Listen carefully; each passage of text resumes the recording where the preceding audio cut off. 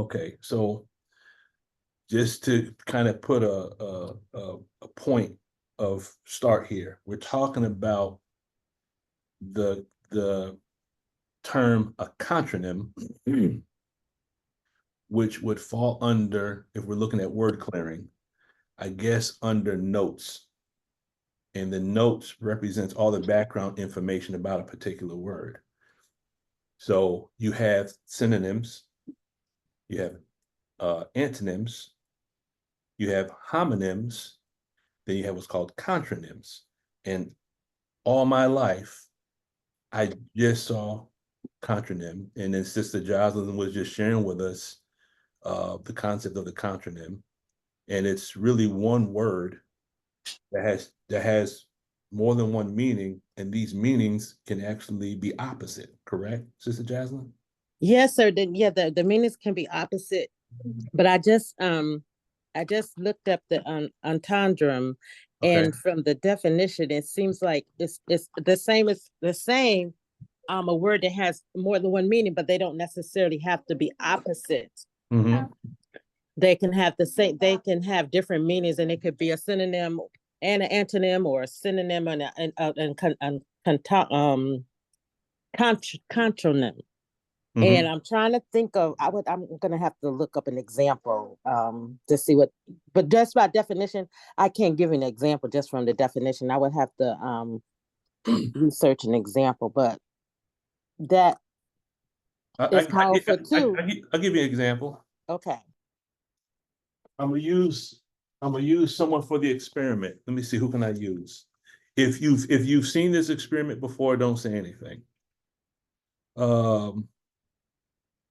Brother Dwayne, I don't think you were here when I mentioned this before. Are you with us? Are you able to speak, Brother Dwayne? Yes. Okay. Do you see what I'm holding up right here? Hold on for a sec. Let me get back. Yes, sir. Okay. What if I told you this book was red? If I could prove to you that this book is red.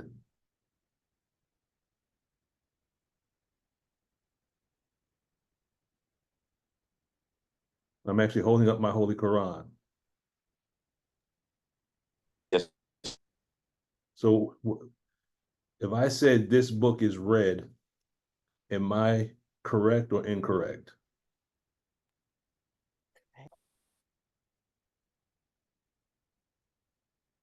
Can you repeat that?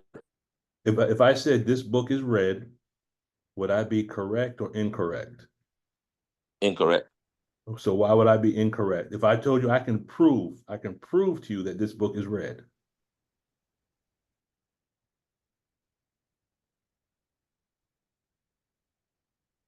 Still with us?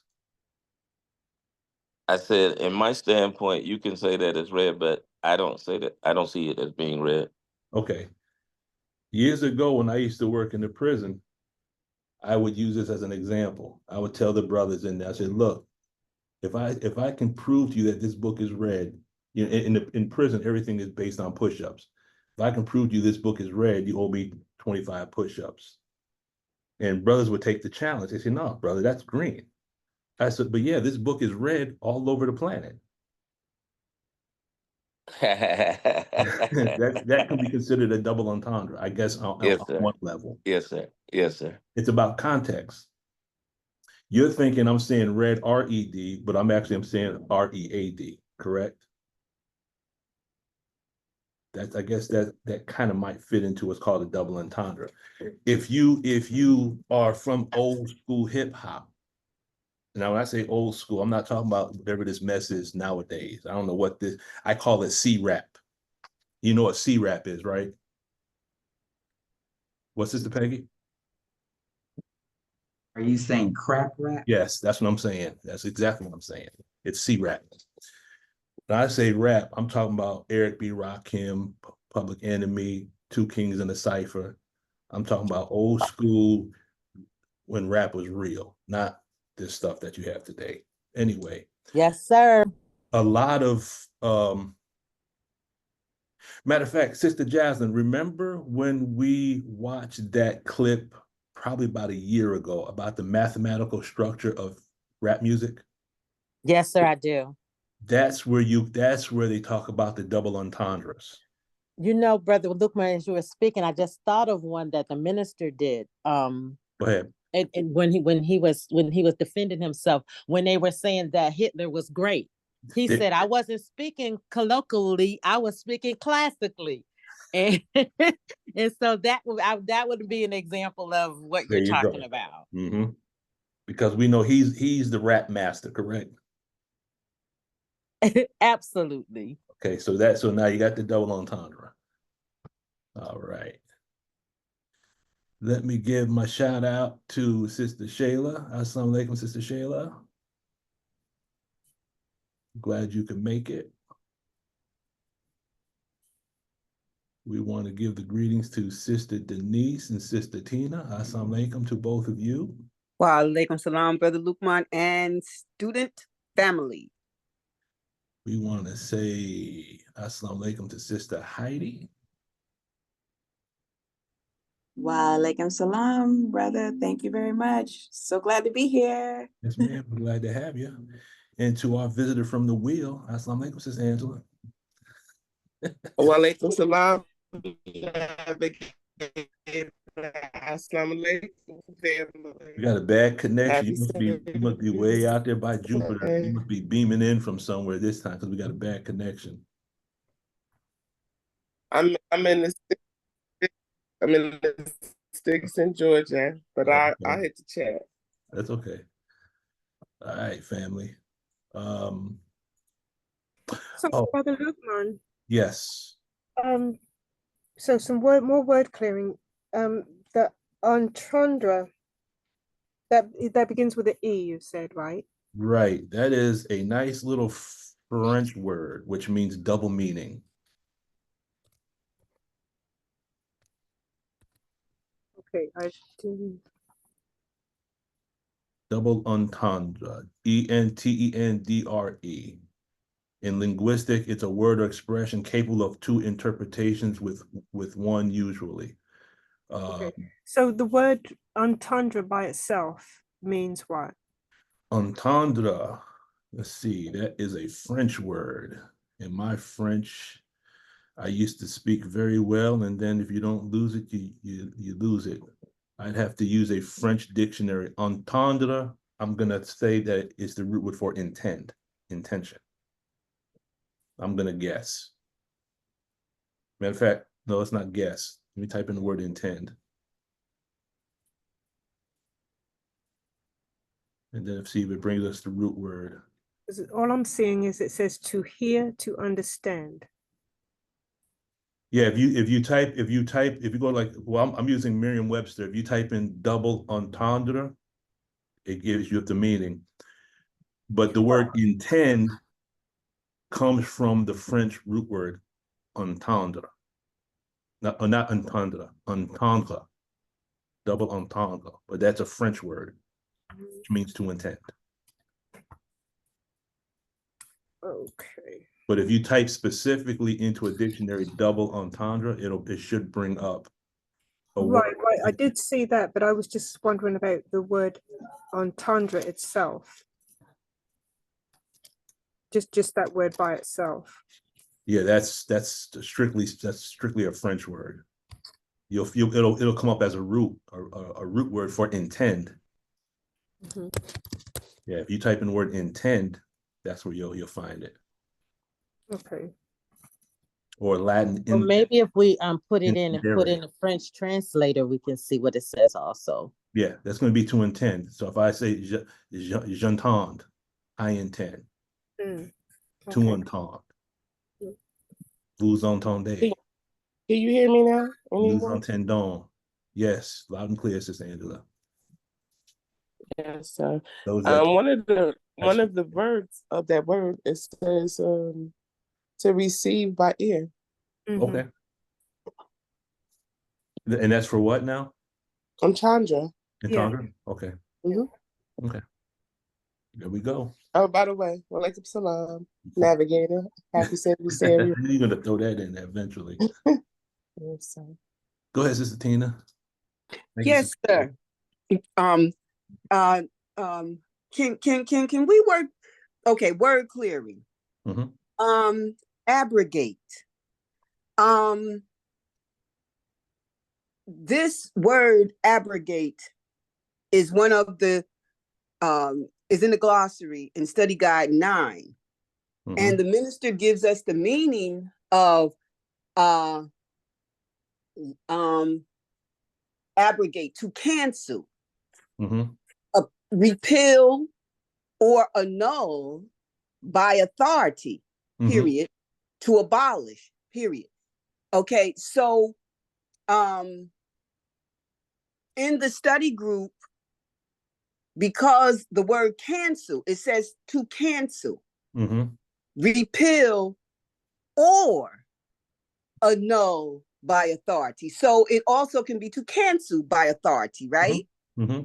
Okay, so I gave the example because cancel, when I looked up cancel, and let me go to it again. When I looked up cancel,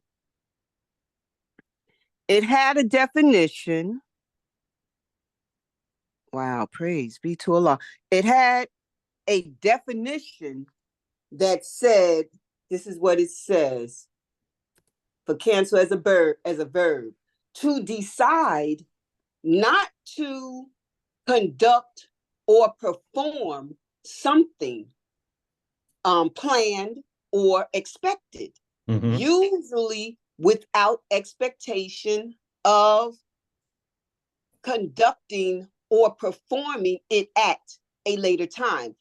As an example, cancel a football game. So in study group, I gave the example, an example of Ramadan,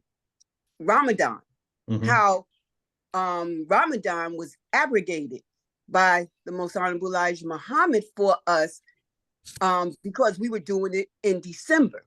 We weren't doing it with the rest of the Muslim world. And because we were because of our condition,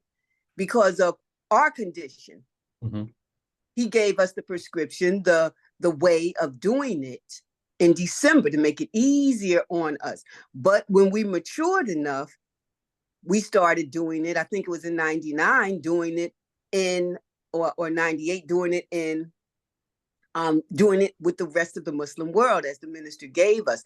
So the coordinator, he told me that he did not abrogate it. He did not abrogate it because it was not annulled. It was not abolished. However, that's true, but it was canceled for a time.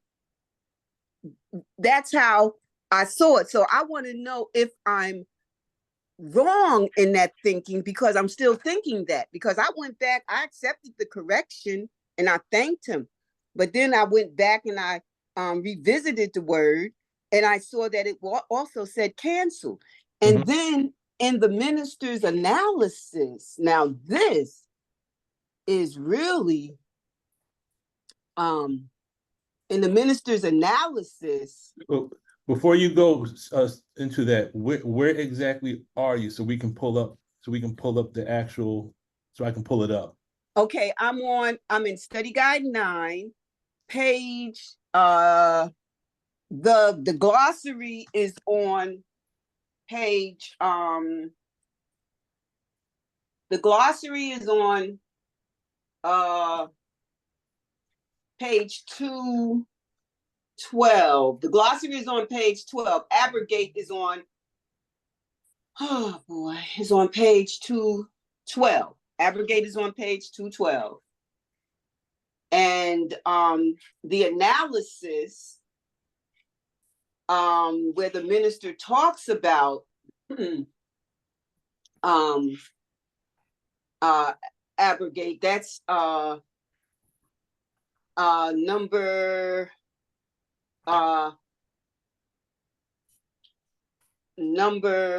two in the analysis, and that's on page 199.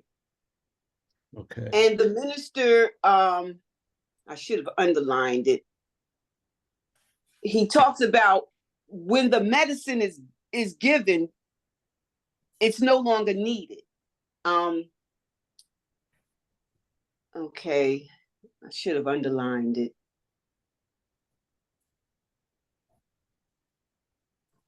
Okay, I'm not finding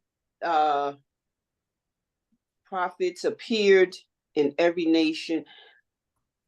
I'm not finding that particular part, but when the medicine, I think I found it. please. Okay, it says number 2, it says, yes, there's a pattern of evolutionary development, both in the messages and in the people to whom the messages are brought. And then it says, quote, prophets bring a temporary message for their contemporaries, and prophets bring an eternal message. Whenever a new prophet appears, he abrogates much of the temporary message of former prophets. This, of course, is an abrogation of that temporal will of Allah God for the curing of a particular disease at that time. We do not need the medicine after we have effected the cure, but no prophet has ever come and abrogated the eternal will of Allah God. All prophets bear witness that God is one and his eternal will is one. All the prophets spoke to us out of the eternal will of God. This is coming from Will of God, Part 1, paragraphs 18 through 19. Now, I think if you go based on the definition, the first definition I see for abrogate is to abolish by authoritative action. So if we no longer are doing, if December is given to us for Ramadan, and we know the minister explained why December was given, because for individuals that had never fasted, number one, and number two, it was done that way to get us away from the practice of Christmas, correct? Right, yes, sir. Okay, so the month of December was given to us as Ramadan until we could gain the strength to do Ramadan with the rest of the Muslim world, correct? Right, yes, sir. So once we gained the strength to do it with the rest of the Muslim world, we no longer needed to do Ramadan in December. We did it with the rest of the Muslim world, correct? Yes, sir. So it becomes abrogated. Yes, sir. That's what I said. But he said that that was not correct because he just used the term of abolish and annul, which means that he just canceled it out, period. And that's not what he did. Right. That's so, not what he did, but he canceled it for that time because for that time period. Right, for that time period. So it was abrogated, right? It was abrogated. And the thing is, before we say yay or nay with regards to a word, this is why word cleaning is so important. We have to look at all the representations of the word and all the context in which it can be used. Yes, sir. Because based on his way of defining the word, he's using it from the standpoint of canceling altogether.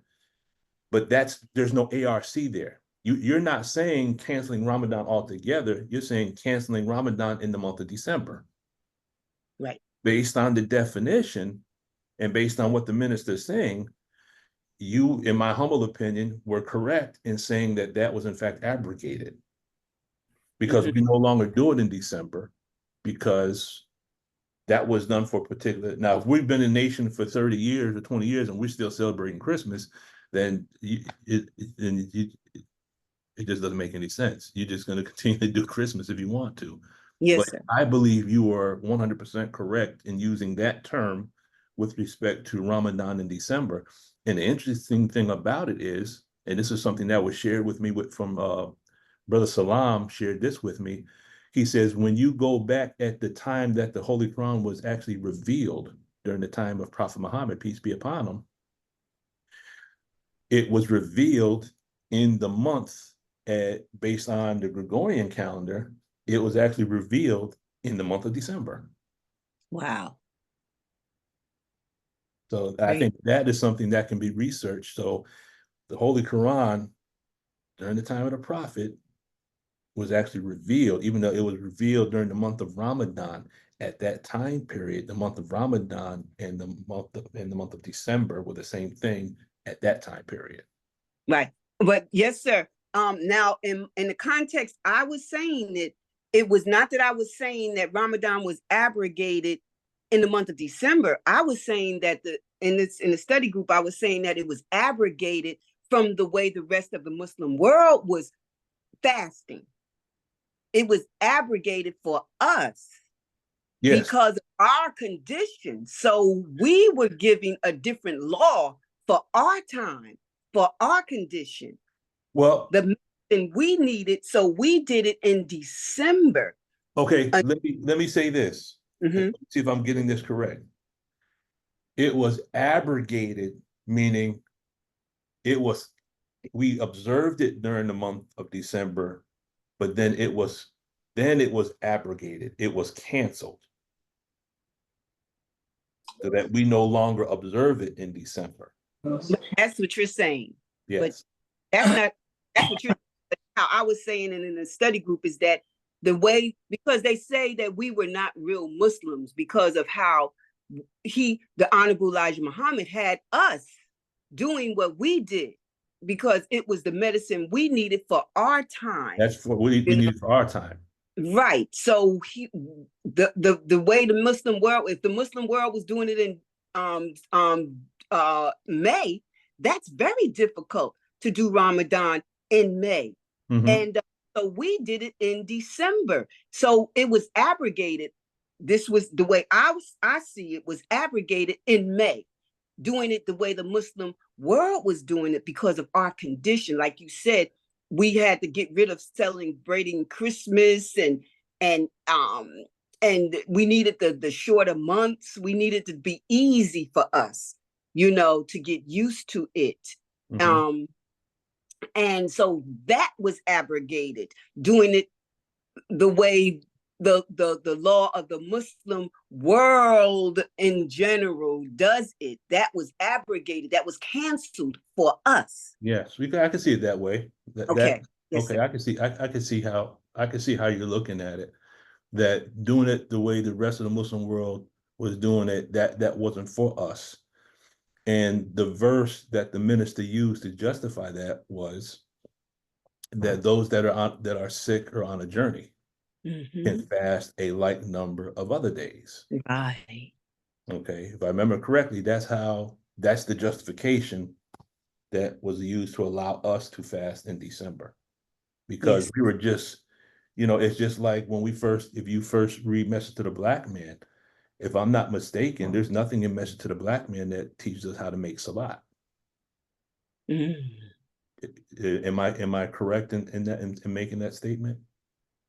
He explains it in the prayer service, but But when we first came in, we were taught to pray standing upright.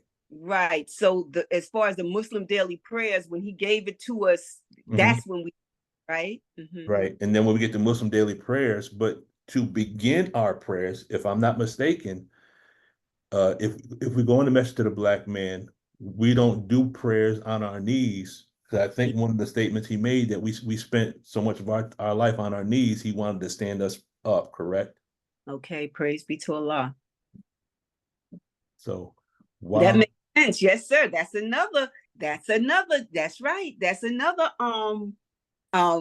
abrogation for the time for us. Okay. Yeah. I'm gonna find the actual facts on that. But see, here's what we have to understand, and then we'll go with Sister Anya.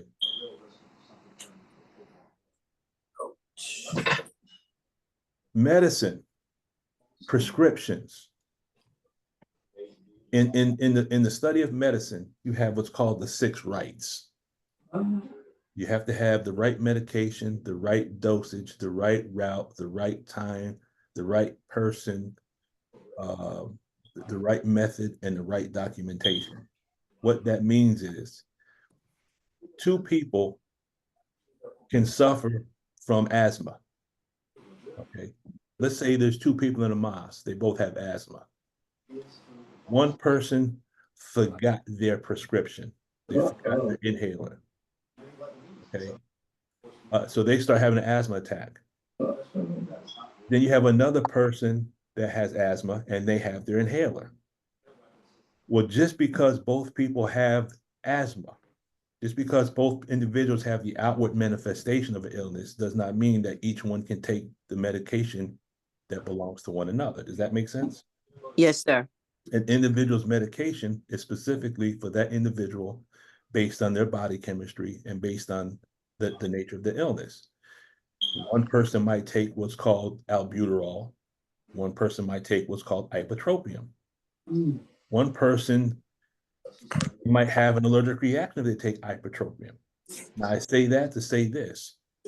Master Farad Muhammad, to whom praise is due forever, came and studied our condition and produced a prescription that was specific for our illness. We lost our name, we lost our language, we lost our culture, we lost our God, we lost everything. Not taking anything away from those in the Middle East, but they have their language, they have their culture, they have their history, they have all that. Their illness is not the same as our illness. So the Islam that was given to us was specifically for us, to get us to a certain point. And then you have to also understand, there's places in the Hadith and the Sunnah where the Prophet himself said, 3 generations after me would no longer be of me, correct? Yes, sir.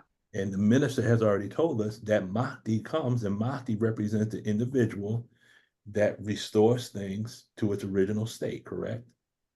Yes, sir. And the minister said that if you were practicing, and I'm paraphrasing, if you were practicing the Islam as it should be, there would be no need for Mahdi. So I say all that to say this. The 20 years of studying of our condition, he had to give us Islam in the dosage that was necessary to bring us to health. So when you read Message to the Black Man, that is our prescription. That's why it says Message to the Black Man where? Around the world? Is it the message to the Black man in Africa? Is it the message to the Black man in the Caribbean? No, it's the message to the Black man in America.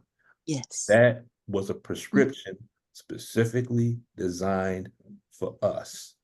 So when other people say, and I'm glad you brought this up because there's a clip of the minister I was on the show today, just a little short clip, but it kind of adds some stable datum to what we're talking about.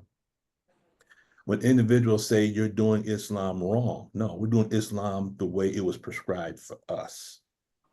Because you can't take someone else's prescription. It can either have no effect, you can have an adverse reaction, or you can kill someone. Okay. Right.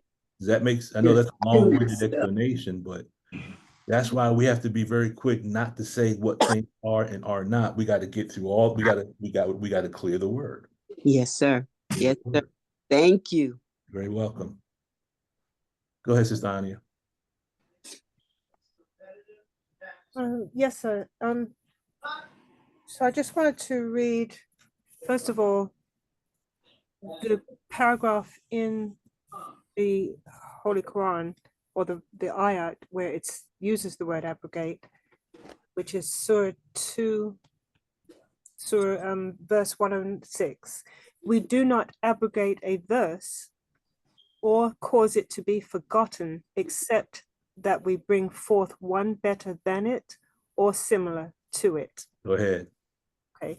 And then in How to Eat to Live, pages 45 and 46, why and how we fast in December.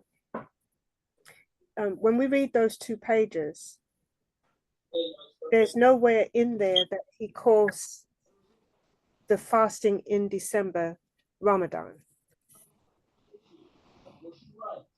He always refers to it as the fast or the December fast or something like that. Now, there is a sentence where he says, in like the very first paragraph, reads, I have chosen for quite a few years the month of December for my followers to fast as in the month of Ramadan. Now, he didn't say that it was the Ramadan fast. He said as in. So as in like manner as we would fast during the month of Ramadan. Good catch. Then he says it serves as a sign that we, the lost and found nation, are the end of all signs pertaining to the pilgrimage and fasting in the month of Ramadan. So that again is when you say that we're the end of all signs, so again, is that the abrogation there that's to be at some point in time actually done away with? Because we've reached the point in time where the sign that it pointed to has come on the scene, which is the lost and found nation of Islam and our resurrection. So once we are resurrected, then what would be the purpose of continuing to have the sign? Mhm. It's like once if your arm is in a cast and it's healed, why do you keep walking around with the cast on? It's time for the cast to come off, right? Yes, sir. And the minister has said that the Savior is going to produce a new Islam where the principles might be the principles will be the same, but it's going to be a new representation, correct? Yes, sir. And so when this is oftentimes it's pointed out to us by another Muslim who is not under, directly under the Nation of Islam directives.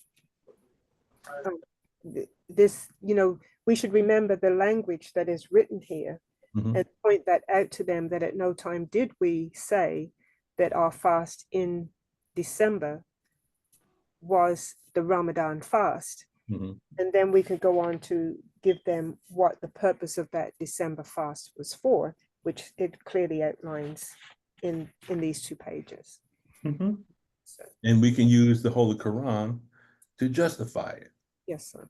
Because see, once you use the Holy Quran, then that anyone who has opposition, now it's like, okay, now you're silenced. Because we're using, remember, some ayats are allegorical, some are decisive. Those are the decisive foundation of the book, correct? Yes, sir.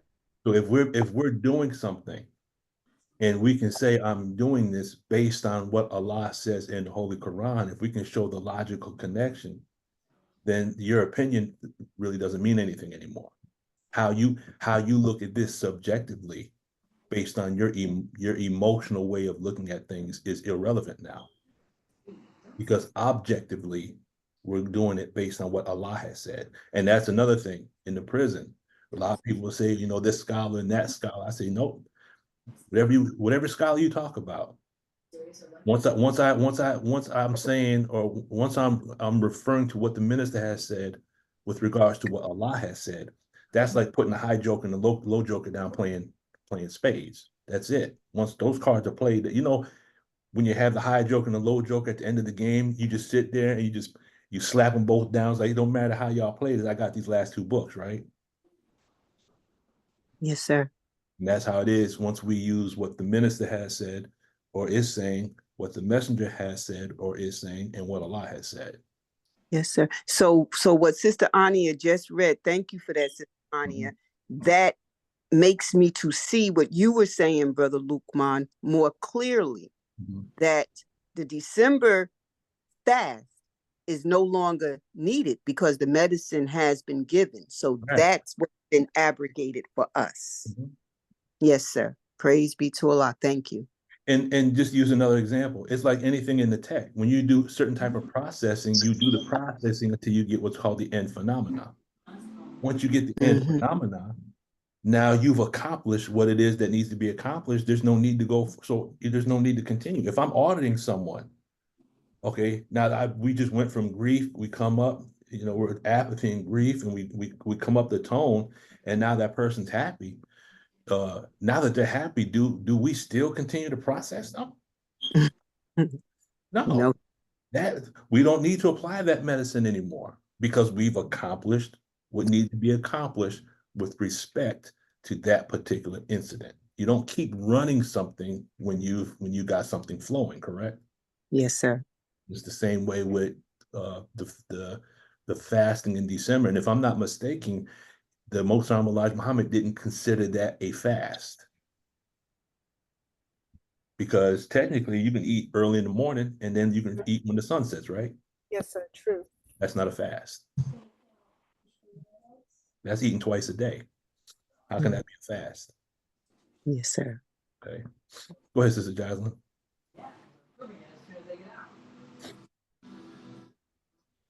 You're on mute, Sister Jocelyn. Okay, I'm listening to us, but I just wanted to interject something for thought. Mhm. Like you said while we were talking, you said that the Holy Quran was revealed in the month of December. Mhm. Could it be possible that Let me just fix that real quick. I'm sorry to interrupt you. okay. The first revelation was given in December. We know it took, just for the record, it took 23 years. Okay, but okay, this is a point I want to make. The way we observe Ramadan now is based on a lunar calendar, and my understanding that initially it was based on a solar calendar, and if it was in December, then not just because of Christmas, but the messenger or Muslim Elijah Muhammad was accurate in us practicing Ramadan in the month of December, since that's when it was. Because by us following the lunar calendar, when we do Ramadan the way that we're doing it, it's almost like how the Christians celebrate Easter. If it was a reveal that that anniversary should be the same anniversary every year, So I feel like we came together with the Islamic community and practicing the way they do for a sake of unity, not necessarily because that's when the Holy Quran was revealed. Or you said the first revelation. So if we look, like I said, like the sun is the sun is more powerful and more significant than the moon. So right now we're practicing on a lunar calendar as opposed to a solar calendar. And under that solar calendar, December is the 9th month. So I just wanted to offer that. I don't know. That's just something to consider. And also the fact that when Master Muhammad gave us these teachings, he said that we were establishing a new Islam. So us establishing a new Islam, what they're doing is irrelevant. That's just my humble opinion. Okay, let me ask one point. When you said December is the 9th month, what did you mean? No, at the time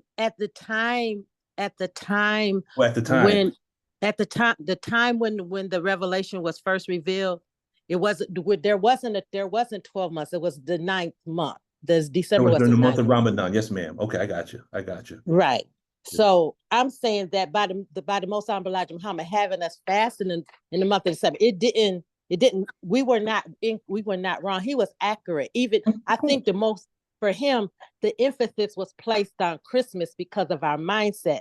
And we were probably not mature enough to understand the science behind us practicing Ramadan in the month of December. And I just think that that's not something that we should discount. We should just discount it. I feel like it has spiritual and literal and scientific relevance. Most definitely.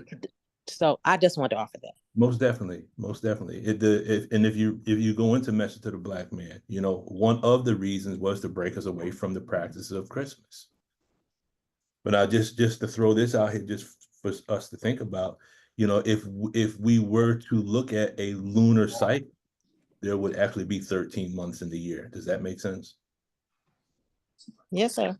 Is there anyone that doesn't understand that? I understand it. May I speak? May I jump in? Let me get Sister Angela first, and then you can go next, Sister Ania. Yes, sir. Assalamu alaikum.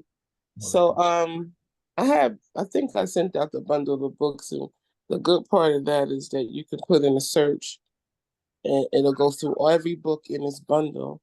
And I put in Ramadan, and the second hit or the third hit, I'm in the Price of Redemption study guide. And according to the Honorable Minister Louis Farrakhan, it states, the members of the Nation of Islam who are able will observe Ramadan in December as taught to us by the Honorable Elijah Muhammad in the books How to Eat to Live, Book 1 and 2. Yeah, we know that, sisters, right? During the first 3 days of December, we will fast, taking water, coffee, or tea in the evening. Afterwards, we will resume the abstention from liquids and food between dawn and sunset. I think, Brother Lukman, you just touched on the most critical part of why it was called Ramadan in December. If we understood the blasphemy of Christmas, with Nimrod and I mean, we talking about somebody and their mother. Mm-hmm. And then we turn around and our enemies use it to rob us blind. Mm-hmm. So something holy had to take place to get us away from that. Mm-hmm. So just for mass and stable data, we absolutely called it Ramadan in December. Assalamu alaikum. Walaikum salam. Walaikum salam. Thank you very much. Sister Ania? Okay, so Sister Angela, what is the stable datum again on as of calling it Ramadan? It's in the books of How to Eat to Live 1 and 2 by the Most High Elijah Muhammad, is taught to him by God, Master Muhammad. And the reference I just read from was The Price of Redemption. Study guide. So let me just make this real quick statement. Just like Allah says in the Holy Quran, He gave us Islam as a religion. Mm-hmm. Then we could say that the Most High Elijah Muhammad gave us this month as Ramadan. Could that fit? Yes, sir. Just another way of looking at it. Yes, sir. Yeah, I can see it in the terms of as He gave it as our practice. Mm-hmm. Because He did say in there too, again, from what I was reading, as in, meaning in the same manner in which we fast. Mm-hmm. Mm-hmm. So, but the point I wanted to bring up was to address Sister Jasline's point, and thank you for that, Sister Angela. Was Sister Jasline's point made me think of the cyclical nature of the calendar months, and that there are many different cycles, circular calendars that we operate on. We have our 25,000 year cycle. Mm-hmm. We have the solar cycle, we have the lunar cycle, and many other, there's the 25,000 year clock. Then there's an even greater cycle that of the processional. And as when you think of a clock and cogwheels in a watch, of them turning, there's a point in time when they would all coincide. They would, they would connect. Each cycle or circle that's in the watch would actually line up. And our calendars are like that too. There's every so many thousands of years, there's a lineup of all of the different calendars where a certain date, Mm-hmm. day will coincide in each of the calendars. And what it made me, if you study the Mayan calendars too, Mm-hmm. you see that a lot. And as you mentioned, in the Mayan calendar, there are 13 lunar cycles. And there's just like one extra day that they call the day out of time, Mm-hmm. in order so that it would be the same each year. But that it made me think of the fact that as Ramadan is on the lunar, is given to us on the lunar cycle and not on the solar, Mm-hmm. that, and because it retrogresses each year approximately 11 days, it's approximately 11 days earlier each year, that we get an opportunity to experience that at every point in the year. And for some reason that just resonated with me, that is a deeper spiritual significance of why it does that and why we get to experience the, I won't say hardship, but the the challenge of going through Ramadan, through that Ramadan experience, that type of fasting, and at different points in the year, sometimes in the shorter, colder months, sometimes in the longer, hotter months. But I just saw that as there's a deeper reason there. Not saying at this point what it is, but I'm sure as we go along with these sessions that something will come out that will address that at some point in time. Yes, ma'am. Thank you, Sister Ania. Off the top of my head, I would say that there is a mathematical relationship between what takes place in the universe and the individual. We know the minister has already taught us about the 500 seconds, right? The amount of time it takes light to leave the sun and strike the earth. Yes, sir. 8 minutes and 20 seconds, the same amount of time it takes blood to circulate in the body, correct? Right, yes, sir. Now here's another little tidbit of information. You had talked about the different clocks, and we have one called a celestial year.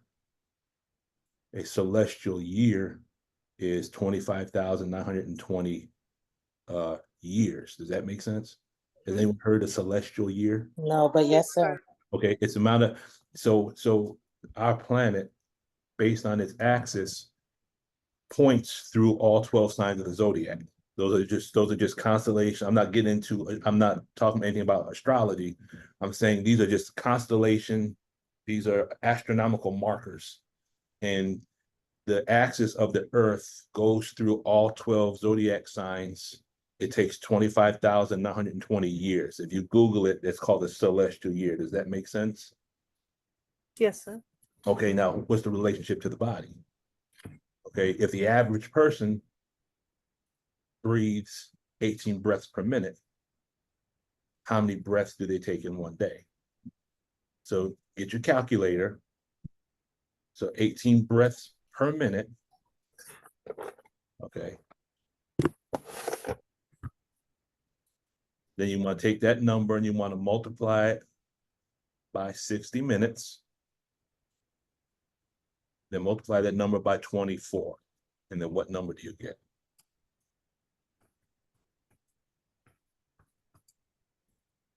$25,920. So we take 25,920 breaths per day, which is the same number as the amount of years there are in a celestial year. Right. Maybe it's a coincidence. Not at all. And then with regards to that lunar cycle, because actually this thought just popped in my head a couple days ago. You know how you have 30 days has September, April, June, and November. All the rest have 31 except February, which has 28, and then leap year has 29. You've heard that little jingle before, right? Right. Well, if you write all that down, if you write all those months down, if you subtract 28 from all of those numbers, the numbers you have left over will sum up to 28. So that 13th month in the lunar cycle is divvied up amongst all the other months. Does that kind of make sense? Yes, sir. Yes, sir. All right. Just a little mathematics to add to the conversation. Go ahead, Sister Tina.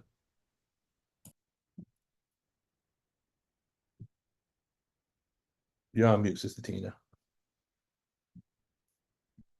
Yes, sir. When Sister Ania just said what she just said, it just made me think of the question the minister actually asked, which took me to point out the abrogation and clearing that word. He asked the question on page 196 in Study Guide 9. He said, is there a pattern of evolutionary development in the lives and messages of the prophets? And then he said, explain. And so Sister Ania just reminded me of that question. And in regards to the time that we're in the time of God himself, being present and perfecting his creation. We're no longer in that time period of just warning, and the societies are they clean themselves up. The different societies or the different towns that the prophets visited clean themselves up, because they went so far away from what God said. But now, according to the minister in this study guide, we're into the time period of God himself perfecting the individual to perfect humanity. So I can't remember what Sister Ania said to make this come to my mind, but it dealt with the pattern of evolutionary development.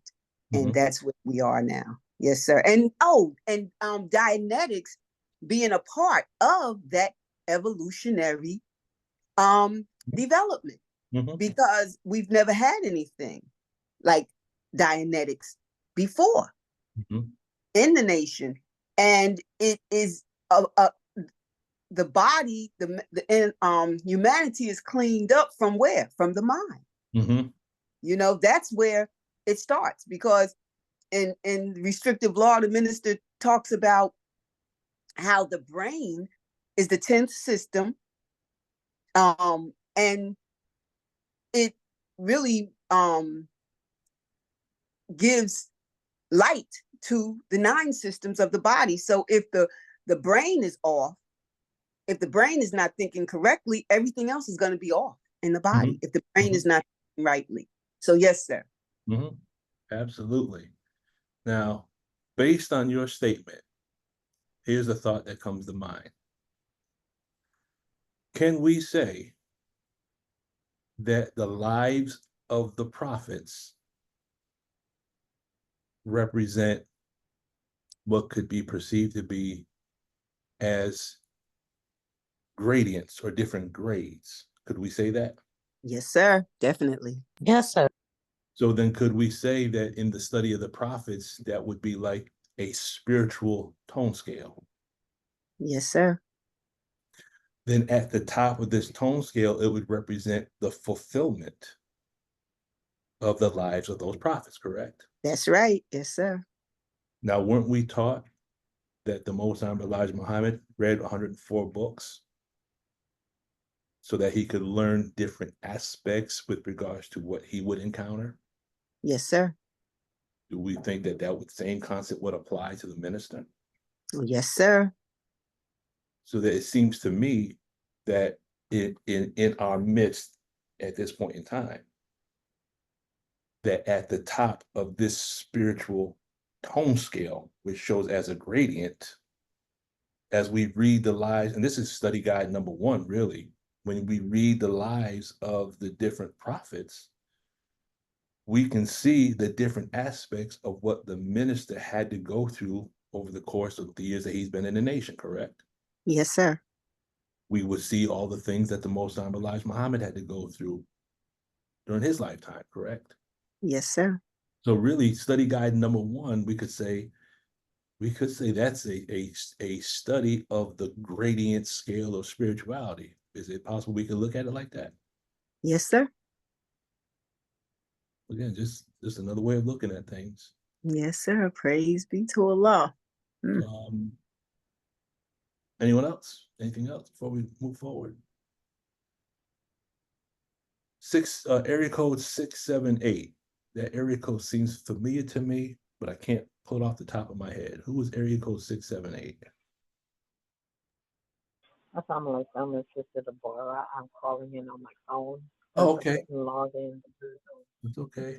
Yes, sir. I knew the number looked familiar.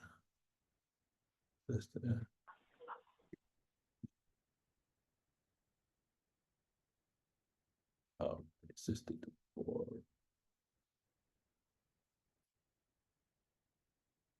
Okay.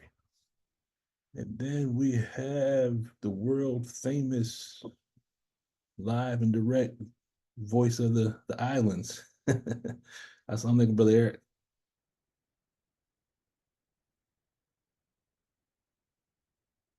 You're on mute if you're trying to talk. If not, don't worry about it. I'm going to keep it moving. Okay. Anything else? Anyone else? If not, I was just going to show a clip. But we've been really speaking about education and different subjects and different topics.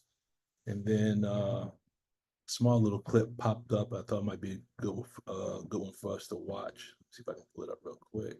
And your pain for the suffering of humanity.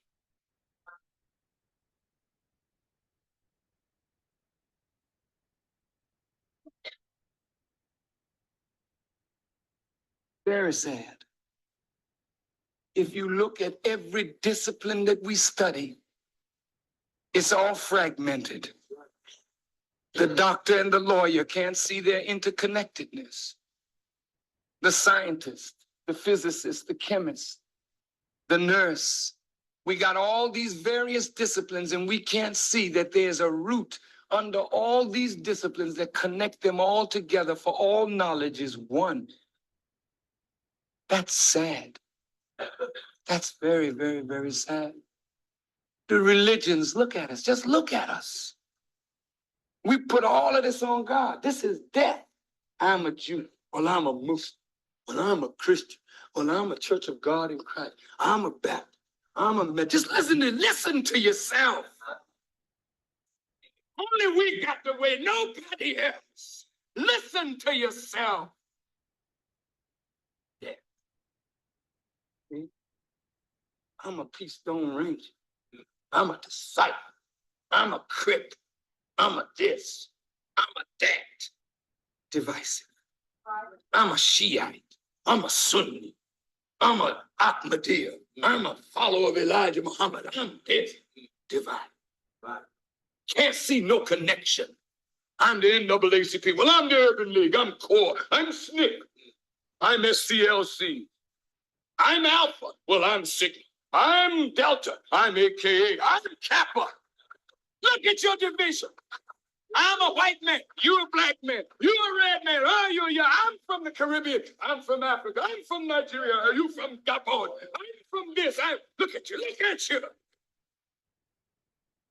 You can't see the relationship. I'm a woman. I'm a man.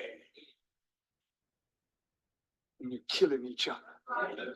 You can't see the unity at the root of this diversity. Why? Because death was decreed. I'm telling you, it's so sad. All right. Thoughts on that one?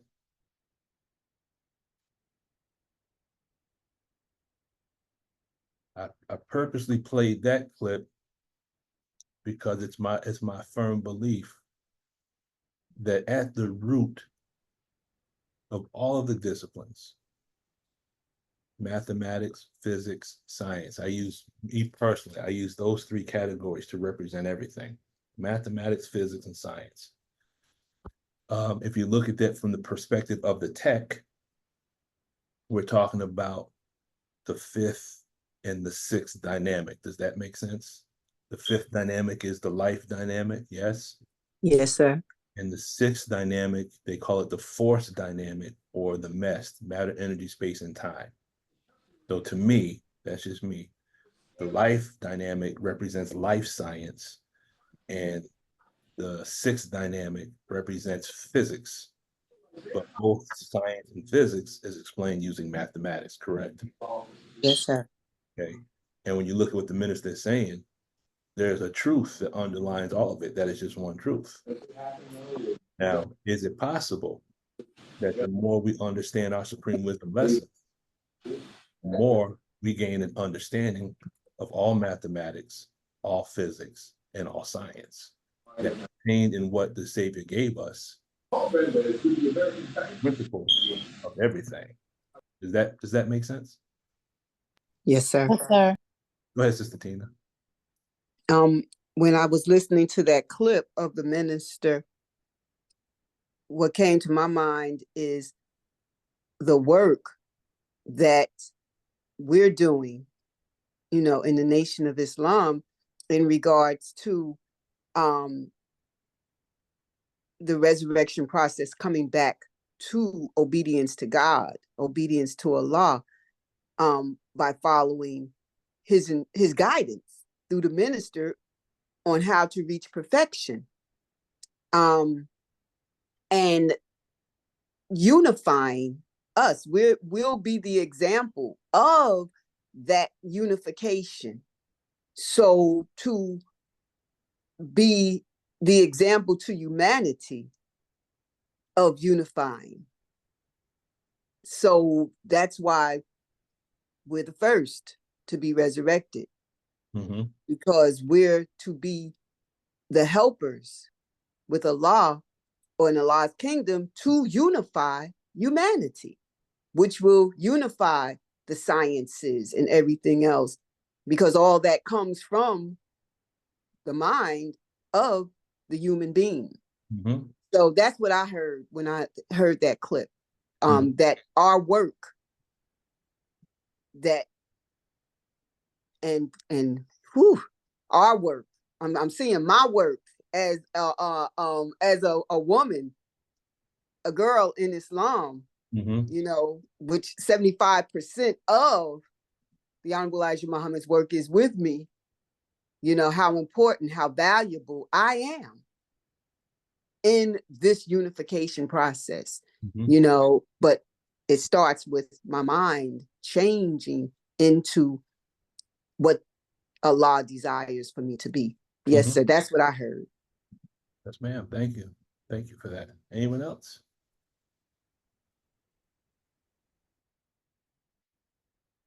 The Jasmine? Yes, sir. Thank you. I would just offer, as I was listening, just a reminder that Minister Farrakhan wants us to develop our understanding of this teaching so that we will not be speaking baby language, and mathematically speaking, that there is a common denominator for everything, and that common denominator is truth. And we must come to understanding that we can relate that truth in every realm, so that we can unite with one another. I remember in 2003, he had us do a study on the different religions, and I was blessed to be the instructress for the class. And it was one of the most rewarding experience that I had, because I was able to realize the commonality and the principles of all the religions. And then, of course, I was able to see him and his work and his example, and then just to strive to emulate that in reaching our people, and just, you know, interfacing with our people, and letting them see the beauty in one another and the God in each other. Because once we do that, we will reflect what the messenger said, Most Honorable Elijah Muhammad said, is that every time you see a Black man, you see God. So looking for truth in people and looking for the divine essence in people, and you focus on that, that's one way to communicate with each other. And that we don't, just because we have the supreme wisdom, we don't look down on our brothers and sisters. We're always putting ourselves in a position where we're sharing, and we want them to see themselves in this truth. So that's what I was listening to her. Thank you, Sister Jasmine. And what you just did is you opened up an exercise that I would like all of us to involve ourselves in. Are we willing to do a little mathematics real quick? Yes, sir. Okay, the first thing I want us to do is I want us to clear the word fraction. Let's clear the word fraction. Sabrina Ionescu tied a franchise playoff record of 36 points to lead the top seeded Liberty over I have something in the background. Who's got the background? There is another way to compare with that also, friction. They're both on the brink of elimination. Is that coming from your TV, Brother Eric? What is? I hear something in the background. Yes, it is. Oh, yes, they got the TV back. I appreciate that. Thanks. No problem. Oh, Brother Eric, can you do me one other favor? Yes, sir. This is just you know, the fire service representative in me. Is that your carbon monoxide detector's battery that's going off? Yeah, I have to change all of them because every time I change one, and it's at another one. Boom. Replace that battery, brother. I replace the batteries, but it seems like that somebody told me that means they are too old. I have to change all of them now. Please, brother.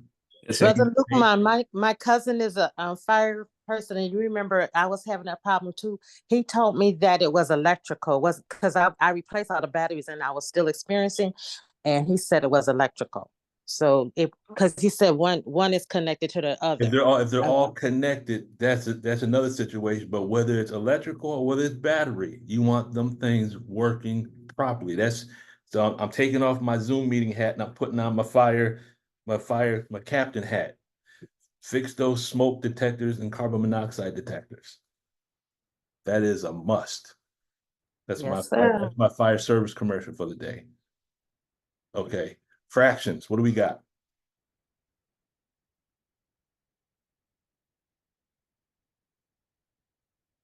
Anyone want to read what they found? A numerical quantity that is not a whole number. Okay. Okay. That's a good one. Anyone else? I got a piece broken off or a fragment. Anyone else?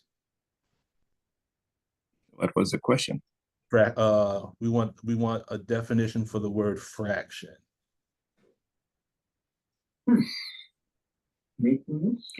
No. And we definitely want the root word. What is the root word? From Cambridge, it's a small part of something. Small part of something. Okay. Okay. There's a method to my madness. This is based on something I heard in Sister. It's broken, really. Something broken. Sister Because Jackson said something very.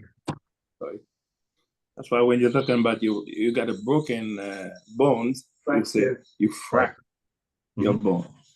Mm-hmm. I have a discrete unit portion. Okay. A portion, yeah, that's good. Now, if you look at the root word, it comes from the Latin word frangere, which means to break or to shatter. Okay. So you're taking something and you're putting it into smaller parts, correct? Correct. Now, here's the exercise we're going to do. And this is why this is so important. I want us to add 3 fractions together. Okay, so on a piece of scrap paper, I want you to write 1/4, 1/3, and 1/6. 1/4, 1/3, and 1/6. Now, before we do this, let's clear the word denominator. 1/4, 1/3, and 1/6. Do it now. 1/3, 1/4, and 1/6.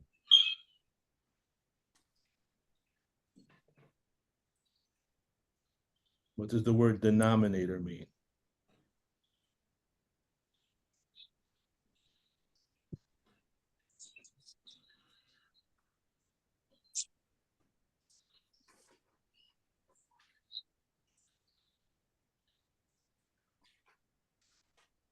We found it. Denominator is the part of a fraction that is below the line, and that functions as the divisor of the numerator, or that which divides the numerator, correct? Mm-hmm. Yes, sir. Okay. It also means a shared trait. Okay. Mm-hmm. And then if you look at denomination, or to denominate, that means to give a name or to designate, correct? Mm-hmm. Okay. So when you look at denominator, but if you align it with, you're looking at it from the lens of mathematics, but you align it with what we're talking about, different denominations, different religions have a shared or a common trait, correct? Yes, sir. Brother Lukman, can I read this one? Because this one sounds like where you're going. Go It ahead. says, the average level as of taste or opinion, standard. Okay. Mm-hmm. Okay. So wait, say that one more time. The average level as of taste or opinion, then it has in capital letters, standard. The standard. Okay, thank you. Standard. All right. So then I want us to look at 1/4, 1/6, and 1/3. We're going to use this as a demo. Okay, we're going to demo a concept. So we're taking a mathematical concept, but we're going to learn some mathematical theology from it. So if 1/4 was a religion, then 4, that denominator, would be the standard for that fraction. Can we understand that? That's right. Yeah. So for 1/3, the 3 would be the standard for that religion. Correct. And for 1/6, the 6 would be the standard for that religion, correct? Correct. Now, Sister Peggy, were you going to say something? No, sir, you answered it. I was just going to ask you what those numbers were, those fractions were again, but. Okay. So now we have 3 different religions. We're looking at religion through the demo or through the parable of mathematics. This is, I guess we could say this is like a part of a mathematical theology, correct? Yeah. Study about Islam through the language of mathematics.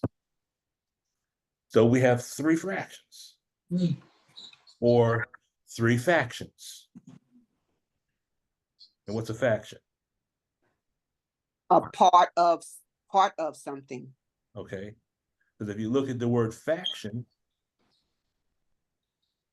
pull this up here.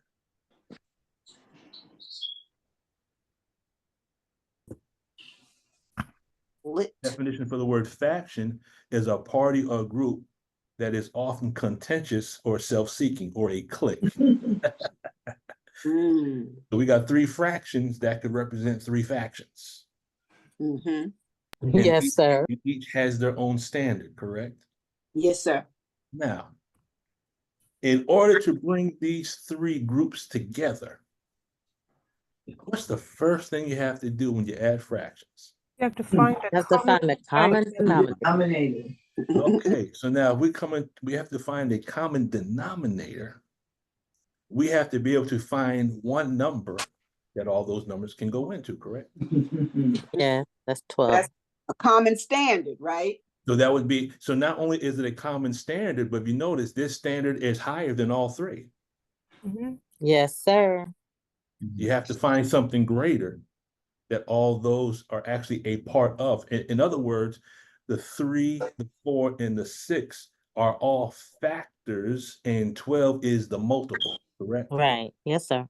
Okay, so all 3 of those factors or fractions or factions, those truths can be found in something greater than itself, where you have something that incorporates the truths of all those fractions. Does that make sense? Sir. So now once we find the common denominator of 12, now you got to convert that 1/6, which we'll call 6 language, and you got to convert it into 12 language. Does that make sense? Yes, sir. So 1/6 becomes what? Becomes 2/12, right? Yes, sir. And then 1/3 becomes 4/12. Yes, sir. And then 1/4 becomes 3/12. Yes, sir. So I've taken all those fractions now, or we have taken all these fractions that were different and found the unifying principle that all 3 have. Does that make sense? Yes, sir. Yes, And sir. now we can add these fractions together. And we would get what? 9 would be 9/12, right? Yes. Yeah, and then 3/4. And then once you take 9/12s, now you simplify it, or you distill it down to the truth, the plain truth. And you get what, Sister Jaslyn? 3/4. Okay, now that's the same principle that we need to apply when we study religion. So when the Most High Elijah Muhammad says, before you can say that your religion is true and good, you have to study the scriptures of all the other religions, right? Because if I study the other religions, I can see the truth of Buddhism. I can see the truth in Christianity. I can see the truth in the Moorish Science Temple. I can see the truth in Scientology. I can see the truth in this. I can see the truth in that. I can see the truth in the Bhagavad Gita. I can see the truth in Shintoism. But because we have the higher standard, well, what's the higher standard? The Supreme Wisdom Lessons are the fulfillment of all of those, correct? Yes, sir. Okay. But I would never know that unless I study the other religions. And I Right. am able to find all of those truths contained in one truth. But the one truth I have is a greater truth. It brings me more into the realization of truth than all the other truths in their individual parts. Does that make sense? Absolutely. Yes, So we're sir. not going to deal with fractions. We want to deal with the factors. We want to deal with that represents the multiple. And the multiple represents the truth that encompasses and incorporates the truth of all the other religions. Does that make sense? Yes, sir. So we're studying fractions, but really studying Islam. Because isn't that what the minister just said? He talked about divisions Yes, sir. and finding the unifying truth. Well, in fraction, that's called the common denominator, right? Yes, sir. So we're studying would this be called a fractional theology? Yes, sir. I would call it processing too. It's processing. Mm. So we're taught after learning Islam is mathematics, but then it says, and mathematics is Islam, right? Yes, sir. Okay. So your homework assignment is you want to Google or look up what's called a biconditional statement. Biconditional statement is made up of what's called two implications. So if I say if this, then this, when you have them going in both directions, they become what's called a biconditional. Now, over the course of the next weeks, we're going to go deeper into this. But the bottom line is, in order for what the law of the biconditional says, in order for the statement to be true, both have to be true. And what that teaches us is, and I remember Brother Wahid spoke about this a while back, in order for us to really understand Islam, we have to study mathematics. And in order to understand mathematics, we have to study Islam, correct? Yes, sir. So it's almost like the algebra, right? Right. But the thing is, so in any mathematical concept, learning the concept is the first step, but then we have to learn how can like, in other words, in the words of the minister, okay, put Allah at the center of your educational system. That's page 48 of Torchlight for America. But then he also says, when you study any concept, you study it from the perspective of you're studying an aspect of yourself. In other words, as I'm studying fractions, how can I learn something about my Islam? Well, what we just did was an exercise to show that in order for me to understand my Islam, then I should take some time to understand and to study and learn some of the other religions. Because then that's just going to add to my understanding of Islam, and my understanding of Islam is going to help me to understand other religions. So if I sit down with a Buddhist, I can sit down from the perspective of the religion of Buddhism. And if I have ARC with the Buddhist, then I can see where the Buddhist won't be threatened by the Muslim and the Muslim's not threatened by the Buddhist. So now we're brothers and sisters. Even though we might profess the different faith traditions, we realize that our faith really, when you deal with the common truth, we're actually brothers and sisters based on the common thread of truth. If we do that across the board, no matter what religion we come in contact with, and we connect based on the unifying truths that are found in the different religions, then it's no different than finding a common denominator when we're trying to do fractions. Brother Lutman? Yes, ma'am. Thought it came to me as you were saying that, and why it is so important for us to to study deeper into that is because not only among the different religions, but among ourselves. Mm-hmm. And when the minister goes, remember after Prophet Muhammad's departure from among them, they broke into different factions. Mm-hmm. And so we need to ensure that that does not happen once the minister goes, that we start breaking off into different sects and parties and taking apart. Come on, Sister Anya. You know, but to stay on one accord, one mind, one truth, one God, one religion. Mm-hmm. Yes, ma'am. Thank you, Sister Anya. Historically, whenever a prophet has departed, there was always a breakdown into factions and groups. So when you had when Prophet Muhammad, peace be upon him, passed, now you have the Shiite and the Sunni, correct? Right. When Buddha passed, you have what's called the Theravada school and the Mahayana school of Buddhism. There's always a breakdown. So when you look at the religion as it is today and you compare it to what the original prophet taught, you'll see so many variations and derivations. Everything changes. So when the minister departs, we have to stay focused on what the minister has taught, what the messenger has taught, and don't deviate in their absence. That's going to be the key. Because the minister will still be present, even though the minister physically is not present, he's still physically present. Does that make sense? Yes, sir. So that whole phrase that was said to the minister, don't change the teachings while I'm gone, is actually passed on to us. Like it was being said to us way in advance. Yes,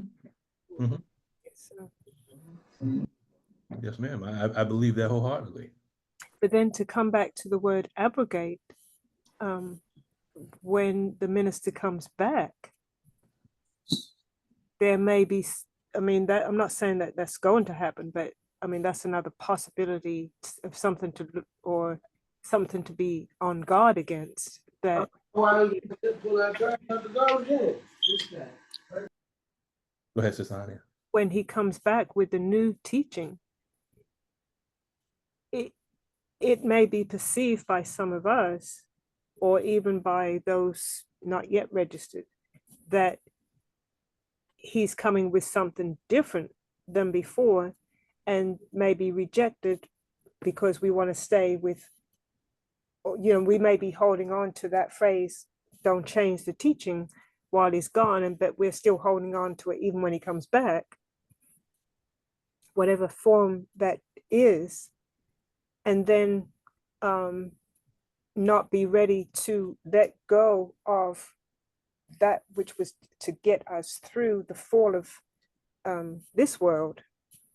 And then we may reject, even at the last moment, we may still turn around and reject the new teaching when it comes. So that was just another thought to expanding that out. So what you're saying, Sister Anya, is that when the minister returns with the new teachings, that teaching is going to abrogate whatever it is that we had beforehand. Right. Yes, sir. Okay. Let me read this one quick part from here, and then we'll get the hands. This is coming from page 312, closing the gap. It says, and it starts with, and I just have to start at the top of the page because this is my favorite. I have to say this is probably, out of everything in the book, this is probably what I quote the most. Almighty Allah has taught me that if we study the universe and the nature of the earth, its plants, animals, and insect life, if we study this part of Allah's creation and the natural laws working among them, we will have the key to the understanding of the way of life intended by God for you and me. This is the language of a scientist. We've heard that before, correct? Yes, sir. Okay, now, real quick, when you look at, he talks about plants, animals, and insect life. We could say that that's the fifth dynamic, right? That's the life dynamic, correct? Yes, sir. Okay. Then he talks about, we study this part of lost creation, but then he also talked about if we study the universe and the nature of the earth. Well, study of the earth, we're still in the realm of life science, correct? Yes. Because now we're not in the area of, because if we're dealing with plant life, we're dealing with botany. If we're dealing with animals, we're dealing with zoology. And if we're dealing with insects, we're dealing with entomology, correct? Okay. Yes, But when sir. we study the earth takes us into the study of climatology, meteorology, geology, archaeology, correct? Y'all with me? Okay. Now, once we step out into the universe, now we're dealing with cosmology and astronomy, correct? Yes, sir. Now we're dealing with matter, energy, space, and time. Now we're dealing with the fifth and the sixth dynamic on that level. When he talks about the natural laws working, could we say that that could indicate the laws of physics? Yes, sir. Okay. Then he says, let's focus for a moment on a few of his words. He said, quote, Islam takes for its base the root meaning of the universe for its religion. Exactly what did he say? He said that we are or will grow to be living our lives every day based on an understanding of Allah's root meaning of the universal order of his creation. So as we study matter, energy, space, and time, as we study mathematics, physics, and science, we're being taught how to live the life of a Muslim, correct? Yes, sir. Okay. It says this implies that we will have studied, learned, and practiced the principles of Islam to the point that we will understand how to live with others and with others in accord with Allah's understanding of his root meaning of and purpose for why he has created what he has created. Then it says Minister Farrakhan's study guides and the sessions are critical to this growth. Obviously, people are presently living their lives throughout America in every part of the earth according to how they choose. Now, that would be like we're trying to solve math problems without using PEMDAS. Does that make sense? Yes, sir. We try to do the math the way we want to do it. We want to circumvent the law that's in place as to how to solve. We want to be a mathematical Columbus. Does that kind of make sense? Yes, sir. I'll do it our way, and then we don't understand why we keep getting the math wrong. It says, but how many of them are living their lives according to the Supreme Being's perfect understanding of the root meaning of the universal order of Allah's creation in which they were born and are living their lives. It says, how much longer will he allow this? And it says, not long, exclamation point. We have now enrolled in a new school of the most exquisite wisdom imaginable, which was established here in America to prepare us for the new world, God's kingdom, which is growing to include all of the peoples of the earth. The Honorable Elijah Muhammad has said that we are in the kindergarten of Master Fard Muhammad's wisdom. We are moving upwards in our learning in this classroom or kindergarten, which has stages that we as a people have gone through from the 1930s to where we are in present. He says, my aim with the series of articles is to go beyond the fact, this is Brother Jabril speaking, go beyond the fact of the unusually brilliant mind possessed by Minister Farrakhan, is to witness the fact that he was divinely produced for the Honorable Elijah Muhammad's use for our benefit, and to show us the way to grow into our divinity. We must learn to use our study time better. Satan continues to publicize useless knowledge that they admit is based on gossip, conjecture, guesses, slander, half-truths, and outright lies. Let's be careful of his diversions, distractions, tricks, and lies. Now, I say all that to say this. Is it possible that our study of the text and our adherence to the minister's instructions during his absence, is it possible it is designed to prepare a new wineskin in order to receive the new wine? Yes, sir. That's just a thought. Be possible. So go ahead, Sister Tina. I see your hand is up. Yes, sir. Wow. Something you read just now. He said the study guides is critical. Can you read that little sentence right there again? The study guides, and you said something else is critical. Yes, that's page 312. The middle of the page says Minister Farrakhan's study guides and sessions are critical to this growth. Okay, so I just want to bear witness to that, because this technology, Dianetics, in studying the Dianetic tech and how the supervisor, my supervisor at Flag, would, want me to do a lesson a week and just stay on it, because that's how L. Ron Hubbard said you get the optimum gain. Okay. So in me practicing that and them staying on me like they were staying on me, it made me, that was a processing session for me, for them to be on me like that, and for me to be persistent in studying, because it made me see, if I can study the Dianetic extension courses as I'm doing, I should put that same energy into the study guides that the minister gave to me. So I started doing that. And all this took place this year. So I started becoming more persistent, more consistent in the study guides and the sessions. I do them online. So the sessions as well, as Brother Jabril said, is critical. So since doing that, I noticed that my evolutionary development is excelling, for me, for Sister Tina. So I just wanted to bear witness to that critical, the critical part of our study guides and sessions. And in the mathematical session that you just gave us, the reason I said that it was a processing for me, because in using the common denominator as 12 and then replacing it as the standard, and seeing that being the standard, the 12 is rulership. That signifies rulership. So as Sister Jasmine said earlier about truth, and Sister Angela, she mentions quite often regarding love. For me, I'm seeing the standard being truth and love. And even if I don't know the other religions, that's the standard for all the religions. And really, all people is truth and love.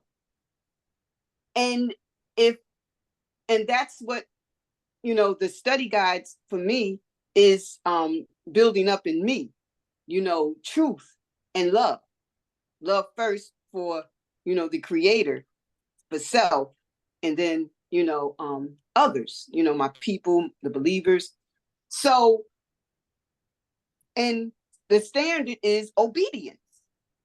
And that's what all the planets in the MEST universe, everything follows that standard of obedience.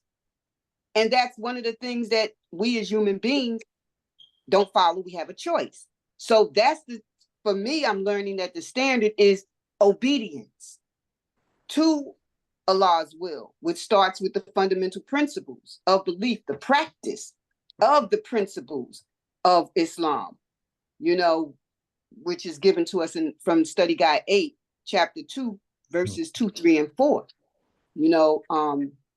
What the fundamental principles, the formula for the fundamental principles of Islam are.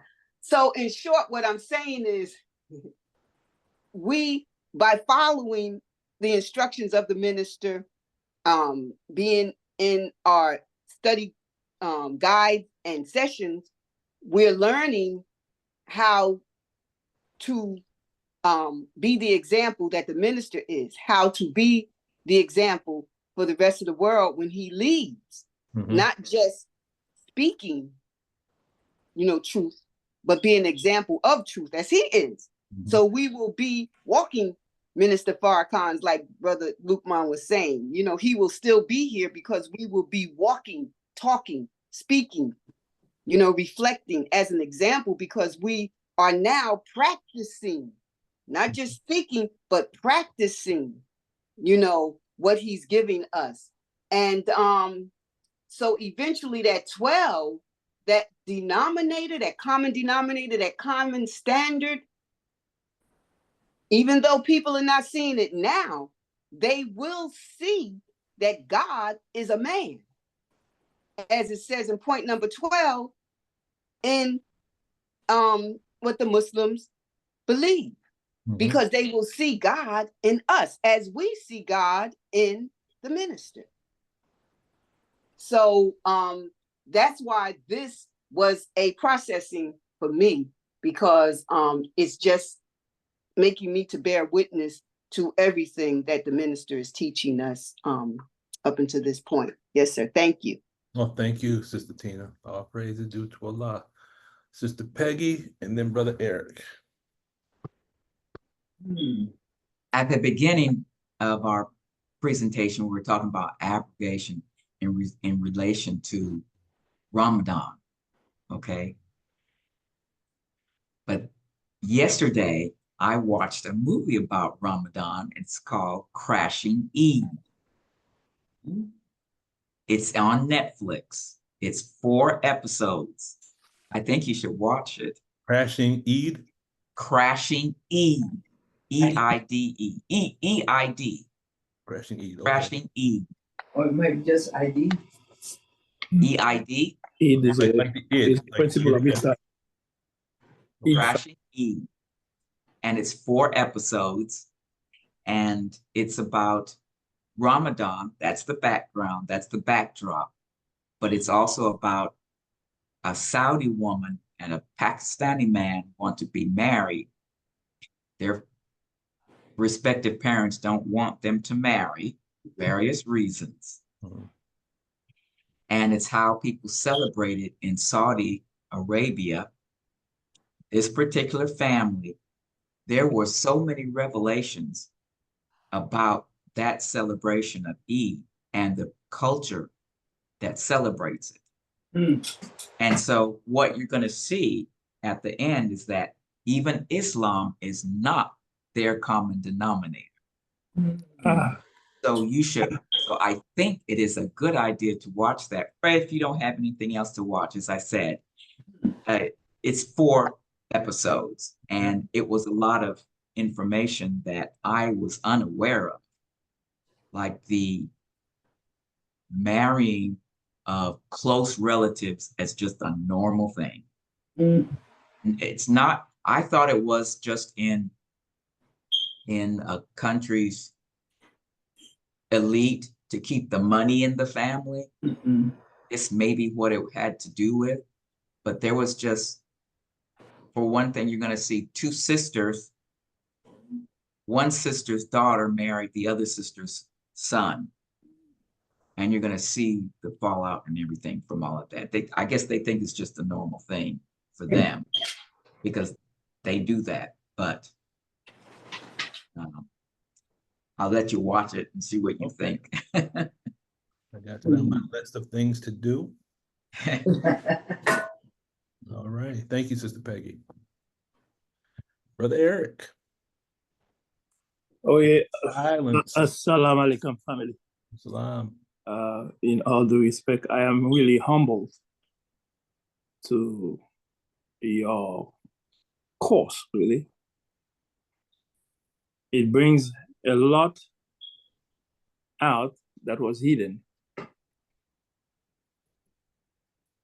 Number one, I will start with this because we started with our way of prayer that the Most Holy Elijah Muhammad taught us. What it is about, again, this is my understanding. I'm not saying this is what it is. We are a people that Allah is calling from the dead. So we are being resurrected. as a dead man, you are at the horizontal level. Now, if you got to be resurrected, so you have to come to the living perpendicular. And obviously, since we were on the horizontal, our prayers could not be lifted. But now, being on the perpendicular, so now this is a living that is really addressing the God.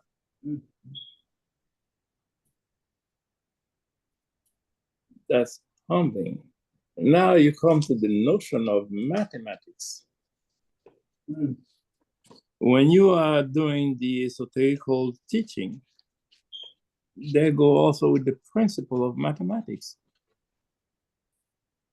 But truthfully, it is not a notion that is properly understood. And while you were saying what you're saying, I said, oh man, I abandoned my mathematics. Look how much was in it. Because mathematics is a principle that is really the science of truth itself. You cannot do anything in mathematics with your emotion. Yes, sir. Nor can you suppose or guess or anything. It has to be actual fact. And all of that is given to us in our lessons, but we don't understand it really, because you just said those few words and now it's bringing everything out of what I think I knew. So now, after learning mathematics, it says, which is Islam.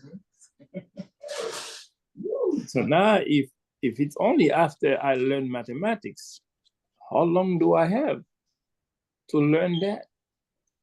Because how many books of mathematics we say we have? Alhamdulillah. And of those books, only one was given to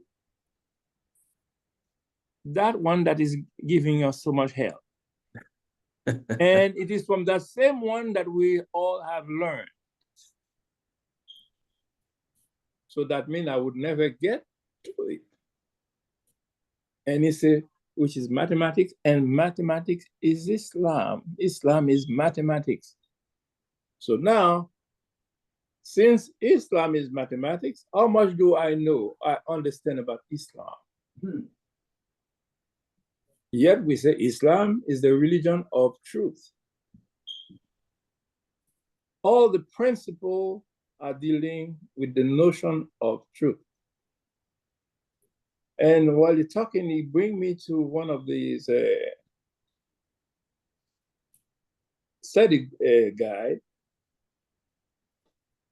where the minister tells us to rise above emotion into the thinking of God. So that means really in everything that we are doing, we have to keep our emotion aside or step on it so that we can see the reality of things the way they are.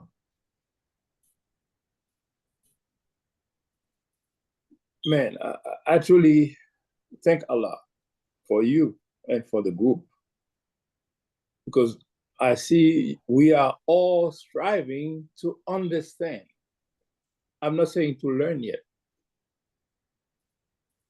because when you understand what you see now, it will allow you to learn in the proper way. Because so far, I read, I memorize, I regurgitate, but the understanding part of it, that's the last one that the book tells us to get. Get knowledge, get wisdom, but in all thy getting, get understanding. Go ahead, brother. So now what kind of understanding is this? Is that, oh, I read, oh, I understand what is written. And when we look at the scriptures, they are codified, isn't it? The minister told us from the messenger, he said, the first scientists speak in formulae.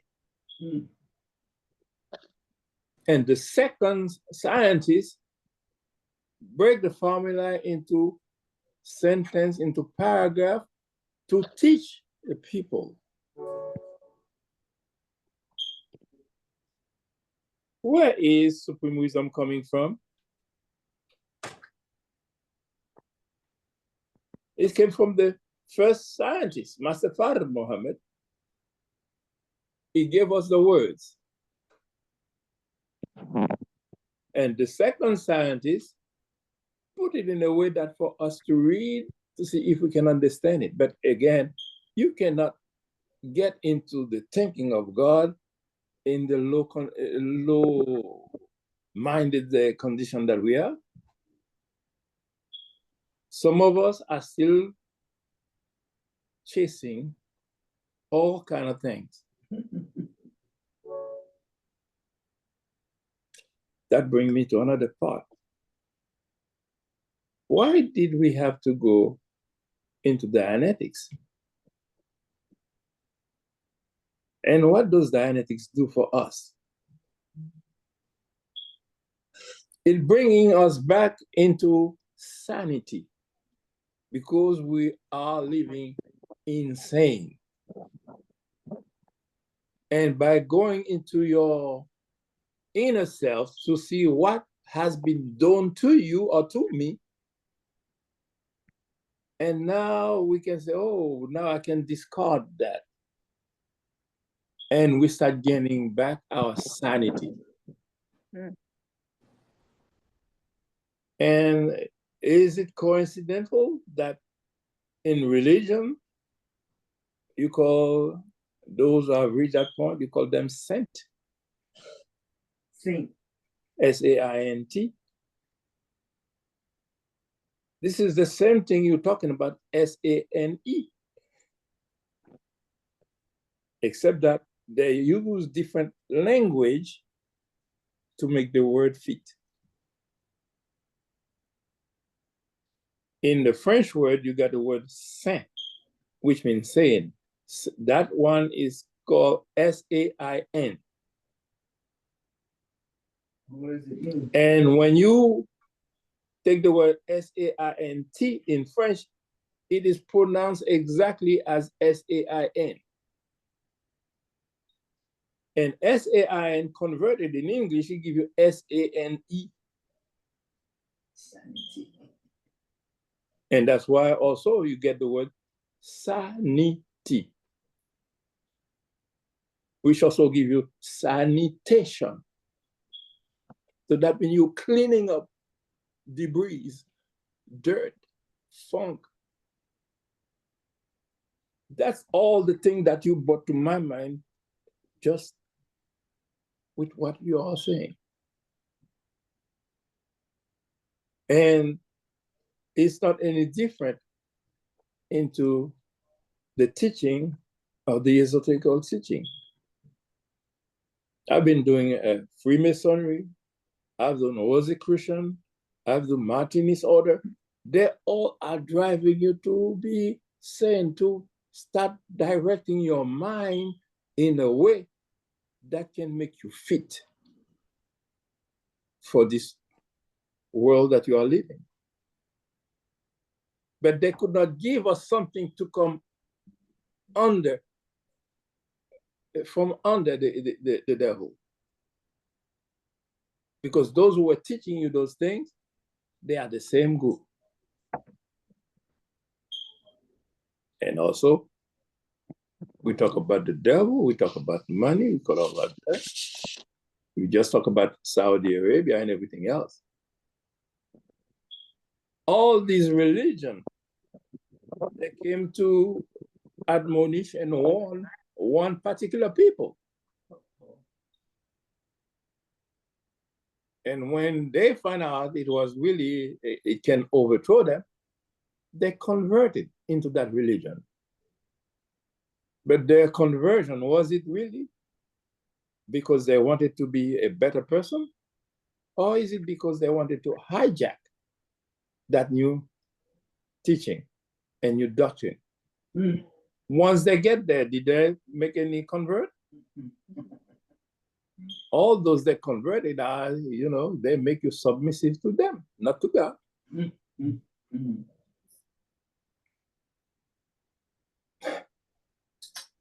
The religion we call Christianity again. Who's in charge? Jews. You call that guy a pope. And the pope, according to their definition, is infallible. And that's where all the dissension started. Yeah, he's not God. To say no, no man can be infallible. That's right. And now that give you that little group, that other group, that other group, that other group. Check Islam. Those who were with the Prophet, after his departure, they all also started to make their own little group to say they are the one who have the truth. And we could go on and on. Is there any difference in Judaism? None. All the religion of the world have the same problem. There will be a group that want to be the supremacist, and they start changing them, and they start putting pressure on the people. But now here is the nation of Islam. The man of God is still among us. I mean, the God is still among us. Have we splendid? So now if we have to go by what we hear or what we think we know or what we think we understand, we probably will fall into the same trap. Because the God himself displays himself to come and bring order again, a new beginning. I'm sorry if I'm taking a little time to, because this thing meant so much for me from what I'm hearing. It brings things that I could not understand. And here it is. I could not hold it to myself. I had to share it. So now it's up to you all to see what you can get out of it, because I'm getting a lot from you people, my brothers and sisters. With this, I take us through stop. I'll leave you with the greeting words of Assalamu alaikum. Wa alaikum salam. Thank you, Brother Eric. Great honor, sir. Appreciate everything that you have blessed us to receive. No, I receive even more from you guys. Believe me. Now you brought me to really get back to my books, because I've been telling you and others that I find myself really neglecting the books. Why? I could not understand. Have I received a misunderstood word? True. Is it a point of confusion? These are the two things that can bring you to that level. And guess what?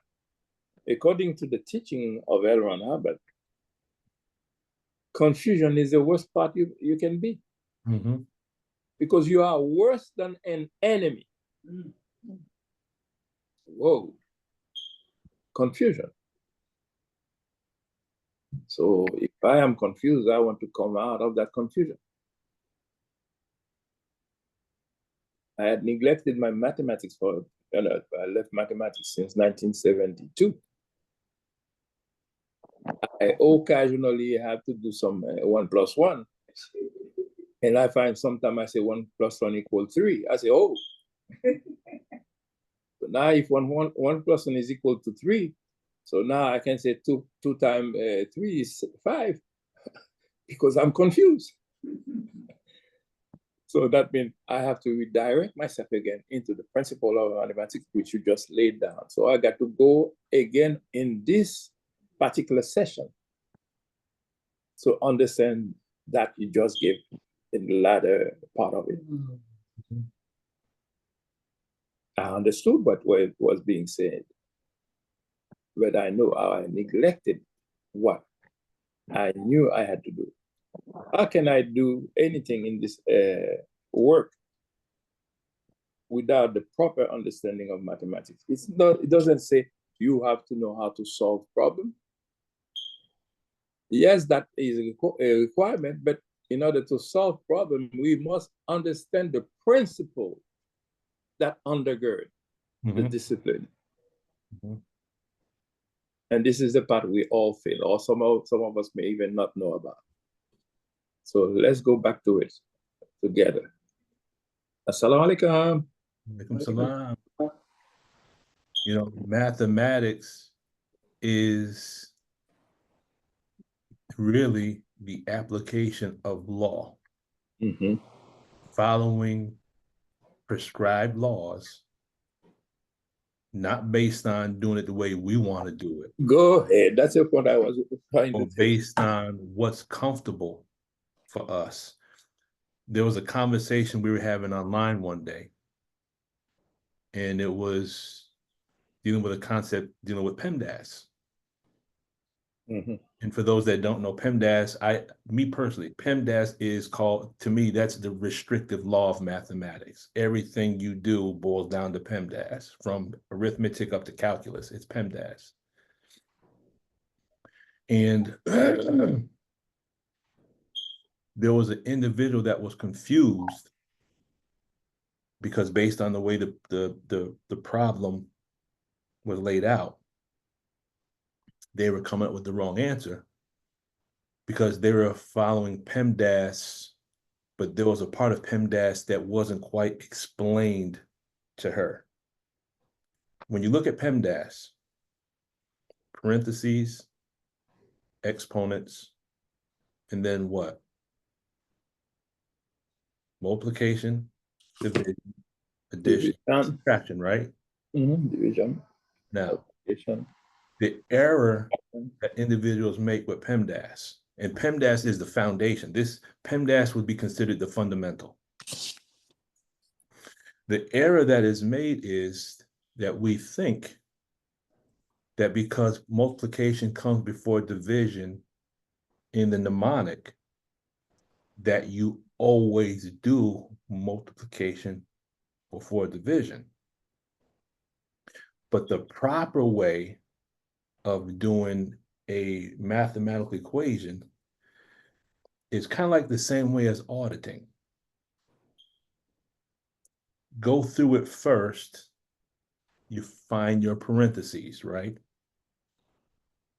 Okay, now, anything in parentheses is considered to be the internal aspect of the equation or the internal aspect of the problem.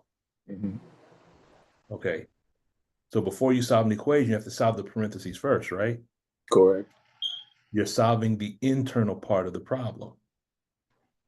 Well, before you can solve a person's mental problem, you got to solve what? You got to solve the internal problem with that person, correct?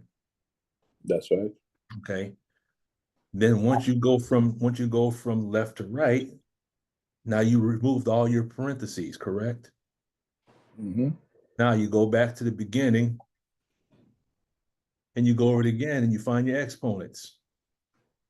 You go through, get all your exponents out the way. Now, when you go back through another time, you might have a division that comes before multiplication. But just because multiplication comes before division doesn't mean you skip over the division to do the multiplication. What some of us have forgotten is with PEMDAS, multiplication and division are interchangeable, and you address each of those as they occur as you move from left to right. In other words, if division comes first, you handle division first. you don't skip division and go to multiplication and then come back. Does that make sense? You got that right. Okay. Now, when you look now, there was two key points here. There was something you said with regards to mathematics and numbers. And I remember the minister saying it like this. He says, that's why when you look in the word numbers, you'll find the word numb. Oh, yes, he said that. Yes. The minister did say that, right? Yes, sir. He says, numb, they have no feeling. Okay, numbers don't care about emotion. Correct. You know, because if that was the case, then we would be sane in the presence of our held down sevens. That makes sense. Yes, sir. There was another key point you made, Brother Eric, and anyone who does auditing will kind of understand this. The reason why we should not be satisfied with surface understanding, thinking that we know. What type of auditor would we be if we went through an incident one time? We have the pre-clear recounted once, and based on recounting, we thought we understood what was going on. There would be no case gain. There'd be no case gain. No case gain, and the auditor will also lose some data each time this happened because he knows. I can't talk. I gotta go. That's okay. That's why I didn't want to bother you, because I knew you couldn't speak. But when you look at the first recounting, wouldn't that be considered? Would that be considered the surface understanding of the case? That's right. The first recounting is just the surface understanding, right? You don't even have the truth of it. You don't have the truth. You just know if the perceptics are working when you go through the first time. You find out if the Visio and the sonics are working. How many times do you have to recount that same thing? You might have to recount that one event 10, 15, 20 times of that single event before you can get a break on the case, right? True. Mr. Patricia, are you with us? Also, can I? Give me 1 second, brother. Sister Patricia, are you with us? Yeah. Might be busy. Might be away. Go ahead, brother Eric. Also, one thing that usually occur during auditing, that thing we call the reactive mind, is the real devil in us. It doesn't want to give you anything that can get rid of him. And you will see the PC start with a story and then jump to something else. And if you're not careful as an auditor, you go with that. And next thing you know, when that is approaching something that resembles the first thing, and that jump to something else again. What do you mean bouncers? That's a point. And they're doing it deliberately. And it's for you as an auditor to say, okay, we can come back to this later. Okay, let's stay in the first thing that you started. Can you tell me a little bit more about it? And at that point, every time you try to wiggle out, you keep in mind there. Okay, yes. We can come back to that. So let's stay here. And all of a sudden, you may stand a chance to see a change in that PC. Now, it has to go with this, and all of a sudden, it's flow. But sometimes we are auditing just to say, oh, I'm an auditor, I'm auditing.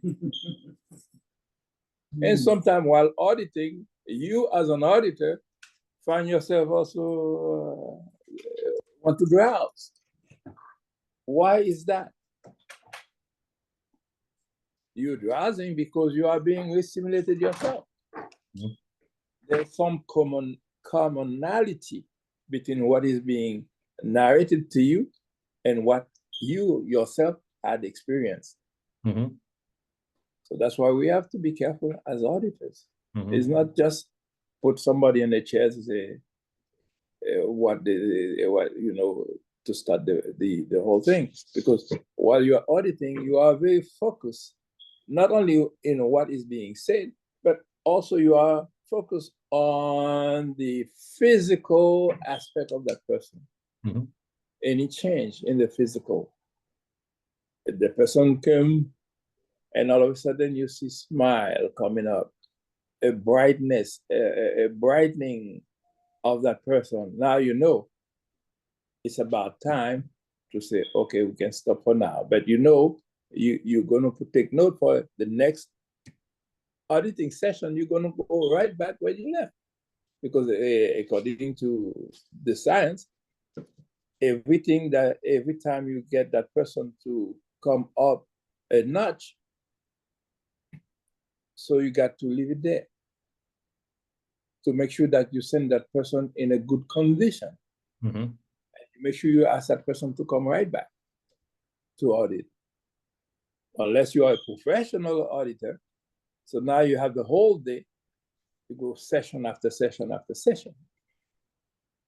But this is not the case for us. We are doing only the book one. Mm-hmm. Those who are doing it on the can, these are the ones that does it session after session after session. Mm-hmm. And this is one thing, I'm saying all of that because I was there as a course supervisor. And guess who I was having more trouble with in the classroom? It's always us. We always think we know. Nobody can tell us nothing. Who's us? Us, the Muslim. Oh, Mm-hmm. Okay, now, when you are in that position, before you even be sitting in a position of auditor, how many times did we have to rehearse a session to make sure that you know you can do it right? And while you are doing the rehearsal, you being stopped, flunk, flunk, flunk. Why? Isn't it frustrating to know you flunk when you think you're doing well? And usually it's just a little itty bitty things you did. So that means they want perfection in you so that you can deliver a perfect audit. Mm-hmm. So all these things are so vital, so important, so needed. But do we have the patience to take the time to learn it? No wonder the Holy Quran says, oh, you believe, seek assistance through what? Patience. Patience and prayer. Patience has a lot to do with what we are doing, whether in auditing or whether in the teaching of the Most Honorable Elijah Muhammad. We will always discover a portion of it that was not discovered. Mm-hmm. How many times we listen to the minister and he says something, oh, wow, why you have that cognition? Because he just revealed something other than what he has already revealed. But if you're not patient, you will never hear it. Anyway, too much. Yes, sir. That's really where I was going with this. Because when we audit someone, when someone is being audited and we just recount it once, recounting it just one time, that's just really, that's just, you know, that's just like the first round of the fight. You're just learning how the other opponent is going to move. And if I jab, they're going to go this way. You're just learning, the, you know, you're just trying to figure out, okay, are they going to respond to the receptors? And you have to recount that one event. You might do it over the course of 2-3 hours. How many times are you going to recount it in 1 or 2 hours? You know, you can recount one event 10, 20 times. But I say that to say this. Is it possible that one of the reasons why we have not grown at the level that we should have grown is because we've done the same thing with our own teachings? We've read Fall of America once. We've read Our Savior Has Arrived once. Maybe a few pages. We've read, or maybe just a few pages. We've listened to one of the minister's lectures once. And now we don't want to go back to, oh yeah, I've heard that lecture before. When you know doggone well, every time you hear the minister's lectures, you're going to hear something in a new unit of time, as if you heard it for the first time, correct? And the fact that we won't constantly audit our own teaching, meaning go back to the beginning and go over it again and pick up the additional data we need to contact, part of the reason why we will not do that is the reason, I believe, one of the reasons why the minister gave us the tech to begin with, to remove those things in ourselves that's keeping us from studying. Because if we're told we have to know our lessons by heart, correct? And if we don't know these lessons by heart, and if sometimes, you know, when you do your drills, when you do your studying, certain information is considered to be a prerequisite before you can get the next extension course, right? That's right. Well, if the minister is going to get the next extension course, how are we going to understand this new data if we don't understand how Islam is mathematics and mathematics is Islam? If we're not studying the supreme wisdom lessons that we have now as kindergartners, we're going to disregard kindergarten and think we're going to understand the first grade? How are we going to understand first grade? How are we going to understand algebra if we don't understand fractions? Some of us still have a little difficulty with fractions. Well, if we start doing algebra and you got a problem with fractions, then we gotta clear this problem up over here first, because everything in mathematics, every level, the next level is dependent and is structured on the level that's right before it. Does that make sense? As we go up into each level of mathematics, so fractions is dependent upon arithmetic, but in fractions, there's new rules you have to learn that you won't find in arithmetic. When you get to algebra, that's correct. Algebra, you have to understand the laws of fractions and you have to understand the laws of arithmetic, but then there's new laws in algebra that you don't find down here. All of it is dependent upon PEMDAS, yes? So wouldn't that mean that our Islam is the same way? That before we can understand certain concepts here, we have to have our basics or our fundamentals in place? And that as we increase in our understanding of Islam, there's new things that we will learn, correct? Go ahead. And then the minister's going away. If he's going away to study for 3 years, what makes us think when he brings it back, if it takes him 3 years to learn it, what makes us think we're going to learn it overnight? These are just some of the things to think about. Sister Anya, because of the time, we will take your word as the final word. We will close it out. Sister Anya. Heavy.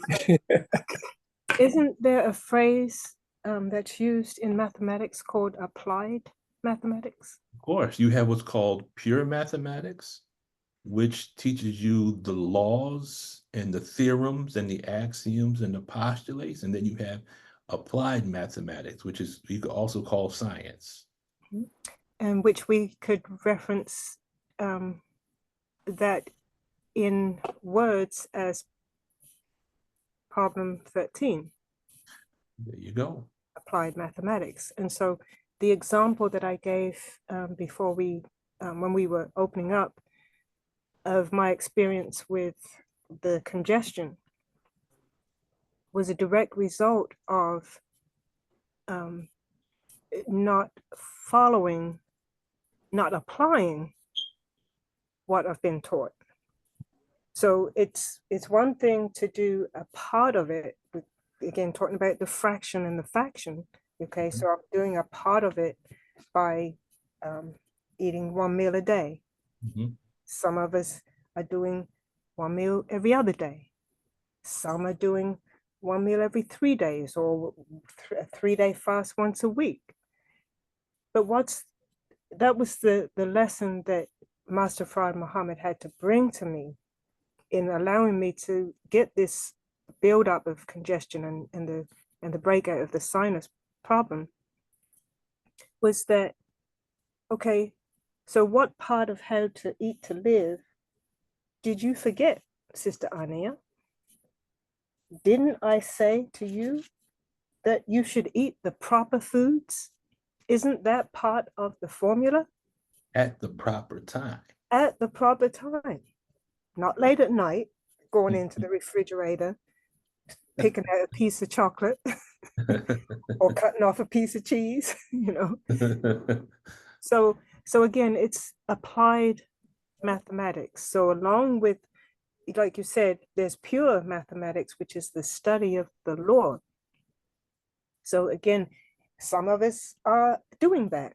We're all in the books and we're studying. Some are not studying as they should. Okay, so they have a misunderstanding of what is there. But some are really, really heavy into the study of it, but then they're not doing the next step, which is applying the mathematical formula that they've just studied, the theory part of it, putting it into practice. So I just wanted to point that out again, because I had to learn, as usual, the hard way. Yes, ma'am. Yes, sir. So in other words, our teaching is like an Islamic PEMDAS. Yes, sir. That's It's a to good be one. done in that way, in that order, and there's no circumventing the way the Most High Elijah Muhammad gave it to us is the way it's supposed to be followed. And if we don't follow it in that way, then because the Most High Elijah Muhammad said, he said he can tell if we're doing it because you see the results, correct? That's right. How do you like them apples, Sister Tina? Islamic PEMDAS. Islamic PEMDAS. Islamic PEMDAS. It's Sister Tina's the PEMDAS scientist. All right, family. I think we've covered a lot of territory.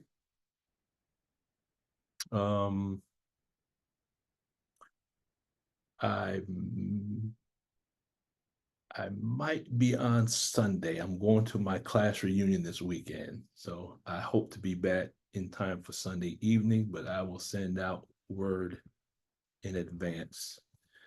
But if that is it. May I make an announcement? Of course. This coming, oh, can we take it off recording? Yes, ma'am. Let me take it off record. All right, now we got that established. I want to thank everyone for your time and patience. We've gone over 3 hours. God willing, this will be uploaded to the YouTube platform, where I believe we have surpassed the 13,000 view mark. Wow. All praises due Praise to be Allah. to Allah. And based on the analytics, I'll just show this to you real quick because all of y'all are a part of this as well. Emily, thank you for everything. For the work that you want to do, also to bring us together, we have to start the process of unity. Yes, sir. And that unity is so vital, so important, so necessary. And that's another point that we have to rumble with. It can be done. Good job. May Allah bless you and with success. All praises due to Allah. We just got to keep finding the common denominators. That's it. Done. Let's see. Look at the chat real quick. Okay. Boom, boom, boom. Boom, boom, boom. Okay. So let us go ahead and close out in prayer. Attention prayer. I seek refuge in Allah from the accursed Satan. In the name of Allah, the Beneficent, the Merciful, all praise is due to Allah, Lord of the worlds. Beneficent, the most merciful, Master, the day of judgment in which we now live. Thee alone do we serve, thine aid do we seek.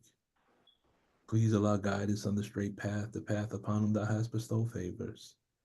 Not the path upon whom thy wrath is brought down, nor those who go astray after heard thy teaching. Ameen. Ameen. One question, Brother Eric. Who was your guest for this week? Or are you actually, will you be doing a program Every Saturday. Because Brother Nuri will be in town. That's what I'm trying to see if I could get him. I'm gonna ask about the minister first. If I could get him, that would be beautiful to have him with us. But I think his lecture, his speaking engagement. Yes, he has something on at Saturday. the same time, I think. That meaning he won't be able to do it. Right.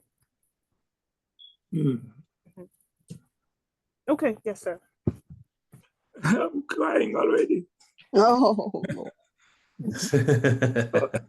By the way, you are all